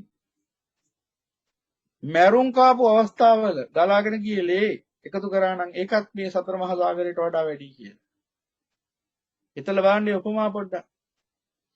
තමන්ගේ බිරිඳගේ සොර සැමියාගේ අතින් මරුන් කාපු අවස්ථාව. ඒ කියන්නේ ඒ උපමාව ගැලපෙන්නේ නම් අර කන කැස්බෑ වියසුදුරෙන් එළිය බලනවා වගේ උපමාවන්නේ. ඒක ගැලපෙන්න නම් මේ ටික ඔක්කොම එකතු වෙන්න ඕන. මොකද්ද? බිරිඳක් ඉන්නත් ඕන ඒ භවයේ. ඒ බිරිඳට හොරසැමියෙක් ඉන්නත් ඕන. ඒ හොරසැමියාත් එක්ක බිරිඳගේ සම්බන්ධයක් තියෙනවා කියලා දැනගෙන ඉන්නත් ඕන නියම පුරුෂයා. ඊට පස්සේ වුන් දෙදෙනා එකට මුණ ගැහිච්ච වෙලාවක් වෙන්නත් ඕන. ඒ වෙලාවේදී අර සොරසැමියා ඉක්මන් වෙන්නත් ඕන. ඔහුගේ අතේ ආයුධයක් තියෙන්නත් ඕන. එකකින් ගහලා මරන්නත් ඕන. ඒලයි ලේ ගලාගෙන යන්නත් ඕන. ඔක්කොම ටික ගැලපෙන්න ඕන. එතන උපමාවක් වශයෙන් උන්වහන්සේ පෙන්වලා දුන්නත් එතන අපිට යන්න ගන්න යමක් තියෙනවා. මොකද්ද? මේ සංසාරේ හැම ඕන තරම් මරුන් කාලා ඇති. මේ ජීවිතේ උනත් ඔබ බලන්න ඔබ මේ වගේ ප්‍රවෘත්ති කීයක් අහලා තියෙනවද කියලා. දැන් මේ මොකද්ද මේ පෙන්වන්නේ? මේ කාමයේ සැපයි කියලාද මේ පෙන්වන්නේ අපට? අපි ඔය ප්‍රවෘත්ති අහලා බලලා නිකම්ම අත් දෙක බිහිදගෙන නෑසුණු කන්ව නොදුටු දැස අහක බලාගත්ත මිසක් අපි හිතුවද මේකේ ආදීනව පැත්ත? Tamanටත් මෙහෙම වෙන්න පුළුවන් නේද? මේ භවයේ එහෙම නොවුණා කියමුකෝ. ඊළඟ භවයක එහෙම වෙන්න බැරි. කොච්චර භයානක සංසාරිකද මේ ඉන්නේ භවයෙන් භවයට කර්ම විපාක වලට මුහුණ දෙමින්. ඔබ දන්නවද ඊළඟ මොහොතේ ඔබට කෙබඳු කර්ම විපාකයක් පරිසම් දෙන්න තියනවද කියලා? කාටද කියන්න පුළුවන්? කියන්න බෑ. අද සතුටින් ඉන්න මිනිහා හෙට අඬ ඉන්නේ නැද්ද? එහෙනම් ඔන්න ඔය අනුසාරයෙන් දකින්න ඕන ධර්මය. ඊළඟට මේ ලක්ෂණ දැන් එකින්කට මම කියන්න ගියොත් සෑහෙන කාලයක් යන නිසා මම මේ කෙටි කරන්නේ. තවත් එක ලක්ෂණයක් අපි ගත්තොත් දැන් බයතෝති කියන එක කාමයේ භයක්. 아무තෙන් ආ කියන්නේ නැහැ භයන්ත පික්කවේ කාමාන මෙතන් අදිවචන මහාන බය කියන්නේ කාමයට නම. එහෙනම් ඒට අනුකූලවයි කාම නිසා කොච්චර බය ඇති වෙනවද බලන්න. මොහොතක් පාසා බය ඇති වෙනවා. මිනිස්සු විවිධාකාර වැරදි වැඩ කරනවා කාමයේ නිසා. ඊට පස්සේ මේවා ගෙවල් වලට ආරංචි වෙයිද? සැමියට ආරංචි වෙයිද? බිරිඳට ආරංචි වෙයිද? දරුමල්ලන්ට ආරංචි වෙයිද? පොලිසියට යයිද? නඩු වැටෙයිද? හිරේ ළඟ වැටෙයිද? යනාදි වශයෙන් බය ඇති වෙනවා. පොඩ්ඩක් හරි ඥාන මාත්‍රයක් හරි තියෙනම් මේ කරපු අපරාධෙන් සතර පායට යයිද? හිරේට වැටෙයිද කියලාත් බය ඇති වෙනවා. මේ හැම බයක්ම ඇති කරන්නේ කාමයේ. එහෙනම් ඒ අර්ථයෙන් දකින්න ඕන කාමයේ බය වශයෙන්. එහෙනම් බය කියන ලක්ෂණය කාමයට බහා බලන්න ඕන. එතකොට පේන්නේ කාමයේ බය වශයෙන්. ওই විදිහට හැම ලක්ෂණයක්ම දකින්න ඔබ සමත් වෙන්න ඕන. හැම එකකම ඒ දකින්න ඕන ලක්ෂණය මොකක්ද කියලා ඉස්සරහෙන් විස්තර කරලා තියෙනවා. ඒ නිසා මම හිතන්නේ නැවත නැවත ඔබට මේ ගැන කියන්න තේරුමක් නැහැ. ඔබ මේ දහම් පත්‍රිකාව හොඳින් බලන්න. දැන් ගිය සතියේ මේ දහම් පත්‍රිකාව ගත්තේ නැති කෙනෙක් ඉන්නවා නම් මේ සතියේ ඩවුන්ලෝඩ් කරගන්න. දැන් අද මේ දේශනාවත් අහලා ඊට පස්සේ ඔබට සතියක හමාරක කාලයක් තියෙනවා. මේ කාලය තුළ මේක හොඳට ගවේෂණය කරන්න, අධ්‍යයනය කරන්න, විමර්ශනය කරන්න. ඊට පස්සේ මම කැමති ඊළඟ සතියේ හරි ඉදිරි සතියක හරි ඔබට මෙහි නොවැටහෙන තැනක් තියෙනම් ප්‍රශ්න කරනවා නම් මතක තියාගන්න ප්‍රශ්න කරන්න ඕන. ප්‍රශ්න කරන්න ඕන කිව්වහම ඕන දෙයි නැති දෙයි ඔක්කොම ප්‍රශ්න කරන්න ලෑස්ති වෙන්නත් එපා. ඒ කියන්නේ තේරුමක් නැති ප්‍රශ්න අහන්න එපා. නිවනට අදාළ ප්‍රශ්න අහන්න, විශේෂයෙන්ම ඇත්තටම දැනගන්න ඕන ප්‍රශ්න අහන්න. ඔබ මග වඩමින් යනකොට මේ කියන ධම්ම අවබෝධයේ යම්කිසි ගැටලුකාරී තැනක් උද්ගත වෙනවා නම් අන්න ඒ දැනගෙන ප්‍රශ්න අහන්න. ඒ ඇරෙන්න මේ ලෝකේ තියෙන විවිධාකාර විෂයන් ගැනයි අනවශ්‍ය දේවල් ගැනයි කරුණා කරලා ඊටම කරුණාවෙන් කියන මේ වගේ ප්‍රශ්න අහන්න එපා. මොකද ඒ වගේ ප්‍රශ්න වලට අපි කොච්චර උත්තර දුන්නත් ඒව සමහරට නිවනට අදාළ නෙවෙන්න පුළුවන්. මේ ලෞතුරු වර්ණ ධම් සංවාදය අපි වෙන් කරලම තියෙන්නේ ලෝකෝත්තර සෝය සොයා ගන්න. මොකද ලෞකික දේවල් ගැන කතා කරන්න ඕනෑ තරම් අවකාශ තියෙන්න පුළුවන්. අපි මේ අවකාශ කලාපේ සකස් කරගත්තේ උතුම් වූ නිර්වාණ ධර්මයේ පිළිබඳව සාකච්ඡා කරන්න. ඒ නිසා මේ පින්වතුන්ට මම ඒ කාරණාවත් ඉතාම කරුණාවෙන් සිහිපත් කරනවා. ප්‍රශ්න අහද්දී නිවනට අදාළ ප්‍රශ්නයක් අහනවා නම් ඉතාම සතුටුයි. මොකද අපේ එකම පැතුම තථාගතයන් වහන්සේගේ අමා නිර්වාණ ධර්මය පැතිරවීම. ඒ නිසා ඒ සම්බන්ධයෙන් යම් කිසි ආකාරයක ගැටලුකාරී තැනක් තියෙන ඒ ඕනම තැනක් ඔබට ප්‍රශ්න කරන්න පුළුවන්. ඉතින් එතකොට අන්න බුදු පියාණන් වහන්සේ නම් අපිට පෙන්වා දෙනවා මෙන්න මේ ආකාරයෙන් අනිච්චානුපස්සනාව දුක්ඛානුපස්සනාවත් සිද්ධ කරන්න. එහෙනම් ඔය කිව්ව ලක්ෂණ ටිකක් දැන් ඔබට පේනවා ඇති. ප්‍රඥාවෙන් දැකිය යුත්තක් කියලා. දැන් ওই විදිහට දුක්ඛ ලක්ෂණ යටතේ 25ක් අනුලක්ෂණ දක්වලා තියෙනවා. මේ හැම ලක්ෂණයක්ම ඔබ කාමයේ කියන ආස්වාදයේ කියන ප්‍රපංචයට ගලප ගන්න ඕන. කාමයේ හුල වශයෙන්, භය වශයෙන්, උපද්‍රවයක් වශයෙන්, ව්‍යාධියක් වශයෙන්, විනාශයක් වශයෙන්, අනාරක්ෂාවක් වශයෙන්, අනාරක්ෂිත ස්ථානයක් වශයෙන් යනාදී වශයෙන් නුවණින් දකින්න. දැන් අනිච්ච ලක්ෂණය දැක්කා, දුක්ඛ ලක්ෂණය දැක්කා. එතකොට දැන් ඔබට තේරෙන්නේ දැන් අනිච්ච දුක්ඛ කිව්වහම ලක්ෂණ දෙකයි එතන තියෙන්නේ. නමුත් ඒක විස්තරණ වශයෙන් ගත්තාම අනිච්ච ලක්ෂණයට අනුලක්ෂණ 9ක් තියෙනවා. දුක්ඛ ලක්ෂණයට අනුලක්ෂණ 25ක් තියෙනවා. එහෙනම් අර අනුලක්ෂණ 9ම ප්‍රඥාවෙන් එකවර දැකීම තමයි අනිච්ච ලක්ෂණය දැකීම කියන්නේ. එහෙනම් මේ දුක්ඛ අනුලක්ෂණ 25ම එකවර ප්‍රඥාවෙන් දැකීමට තමයි දුක්ඛ ලක්ෂණය දැකීම කියන්නේ. ඒ විදිහට දැන් ඊළඟට තියෙන්නේ අනත්ත් ලක්ෂණ. අනත්ත් ලක්ෂණයේදී තියෙනවා ලක්ෂණ 6ක්. මම මේ දුක්ඛානුපස්සනාව කියන එක ඉතාම පහසුවෙන්, ඒ කියන්නේ දැන් ඔබ මේ සියලුම දෙනා හොඳට බණ අහපු බොහොම විචක්ෂණශීලී පිරිසක් කියලා පේනවා.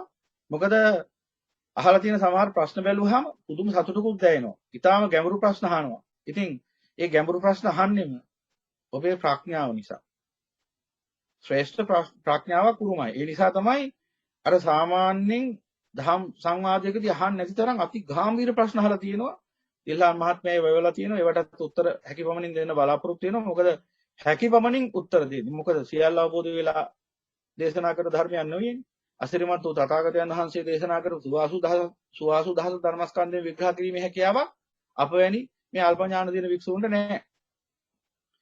අසිරිමත් වූ බුදු පියාණන් වහන්සේගේ ධර්මය අඩුම වශයෙන් උන්වහන්සේට සාමාන්‍ය දුරකින් හරි පිළිහිටලා දේශනා කරේ අපගේ අසිරිමත් වූ අග්‍ර ශ්‍රාවකුතුමන් වහන්සේ සාරිපුත්තයන් වහන්සේ, ඊට පස්සේ ඉන්නා වූ අනිකුත් උත්තම මහා ශ්‍රාවකයන් වහන්සේලා. ඉතින් අපි කොහෙද ඉන්නේ? ඒ නිසා අපට පුළුවන් වෙන්නේ ඊටාම සුළු දුරක් මේ ධර්මයේ දකින්න. ඒ දකින්න පුළුවන් උපරිම දුර ඔබට පැහැදිලි කරනවා. ඒ නිසා ඒ අහන ප්‍රශ්න වලට සාකල්යෙම පිළිපුන් උත්තරයක් නොලැබෙන්න පුළුවන්. ඉතින් ඒකට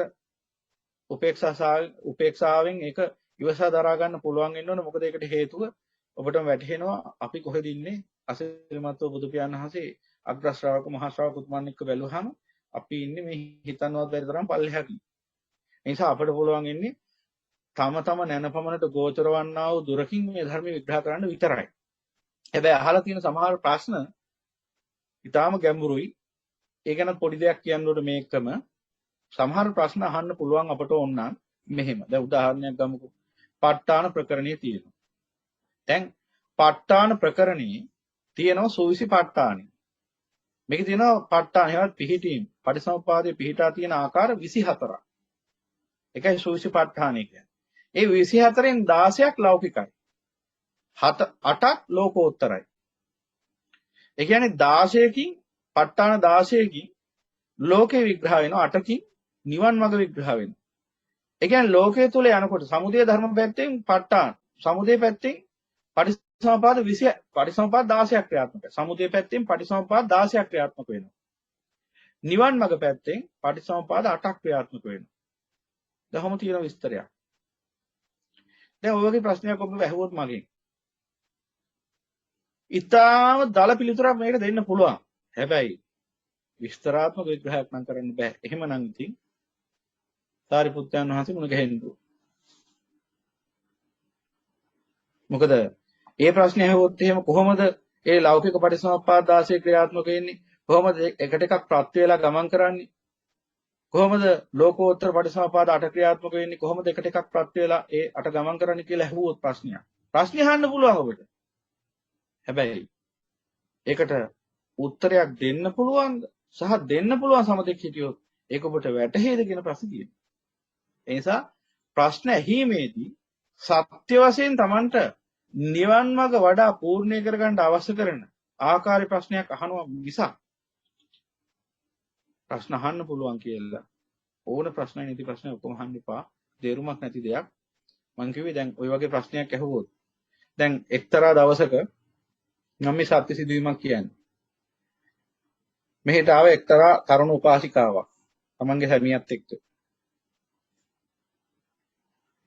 මෙහෙට ඇවිල්ලා දවස් දෙකක් එක්තරා ස්ථානයක නතර වෙලා බණ ඇහුවා. බණ අහනකොට ඒ ස්වාමිපුරුෂයාට බණ දේශනා කරද්දී අර බිරිඳ ඒ බණ දේශනා කරන තැනකවත් හිටියේ නැහැ. පලාතක හිටියේ නැහැ. ස්වාමී ඇහුවේ අනිත්‍ය දුක්ඛ අනාත්ම ගැන පුරුෂයා.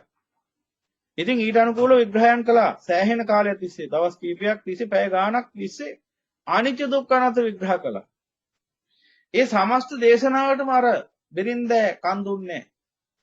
ඇය වෙන වෙන වැඩ කර කර දරුවා හුරතල් කර කර පැත්තකට වෙලා හිටියා.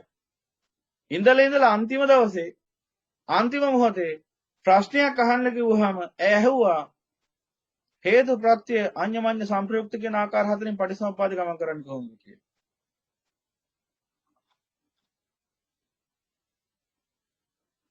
මොකද ඔබට හිතෙන්නේ ඇයි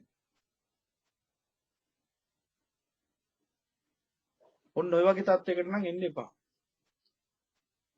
2යි 2 එකතු කිරීම 4යි කියලා දන්නේ නැතුව පයිතගොරස් ප්‍රමේය කියන්නේ මොකද්ද කියලා අහන්න එපා. එහෙම ප්‍රශ්න අහලා තේරුමක් නැහැ. ඒ නිසා ප්‍රශ්න ඇහිීමේදී සත්‍ය වශයෙන් වෝහාරිකයි විවහාරික ප්‍රශ්න අහන්න.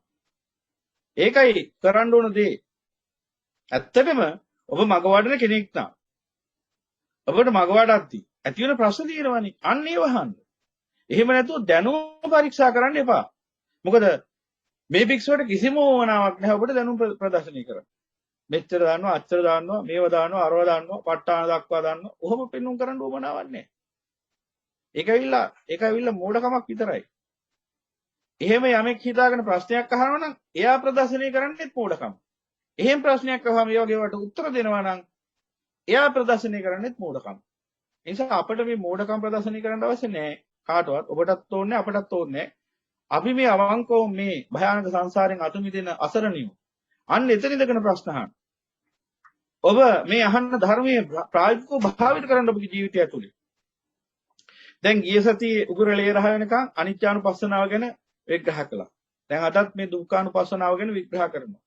හැබැයි මට සමහරලාට හිතෙනවා මේ කියන ඒවා ගඟට කැප්පු ඉනිසේ අපත යනවාද කියලා. මොකද ගිය සැරේ අනිත්‍යානුපස්සනාව ගැන කොච්චර විග්‍රහ කළත් ඊට පස්සේ එක ප්‍රශ්නයක්වත් එහුවේ නැහැ කියන්නේ. එක්ක කියපු ටික ඔක්කොම හොඳට තේරෙන්න ඕන. එහෙම නැත්නම් කියපු කිසි දෙයක් නොතේරෙන්න ඕන. එහෙම වුණා නම් එහෙම වෙන්නේ නේද? ඉතින් ඒ නිසා ඒ මට්ටමකට නම් පත් වෙන්න එපා. අපි මේ භයානක සංසාරයෙන් අත මිදෙමු. අමා මෑණියන් වහන්සේ අප කෙරෙහි මහා කරුණාවෙන් දේශනා කරපු ධර්මීය සාර අසංකල්ප ලක්ෂ්‍යති උන්වහන්සේ දුක් විඳා මේ ධර්මය අවබෝධ කරලා ලෝකයට දේශනා කරන්න මහා පාරමිතා පුරමින් අසිරිමත් වූ මහා බෝධිසත්වයන් වහන්සේ. ඉතින් අපි උන්වහන්සේගේ අනන්ත කැපකිරීම නුවණින් දකිමු. උන්වහන්සේ අප කෙරෙහි පතල මේ මහා කරුණාව නුවණින් දකිමු. එනිසා මේ වෝහාරිකවත් මේ විවහාරිකවත් මේ ප්‍රායෝගික ධර්මය තමන්ගේ ජීවිතේට ප්‍රායෝගික වශයෙන් ගලපගෙන කටයුතු කරනකොට ඔබ සත්‍ය වශයෙන් මොහොත දෙන ගැටලු තියෙනවා. අන්නේ වහන්න.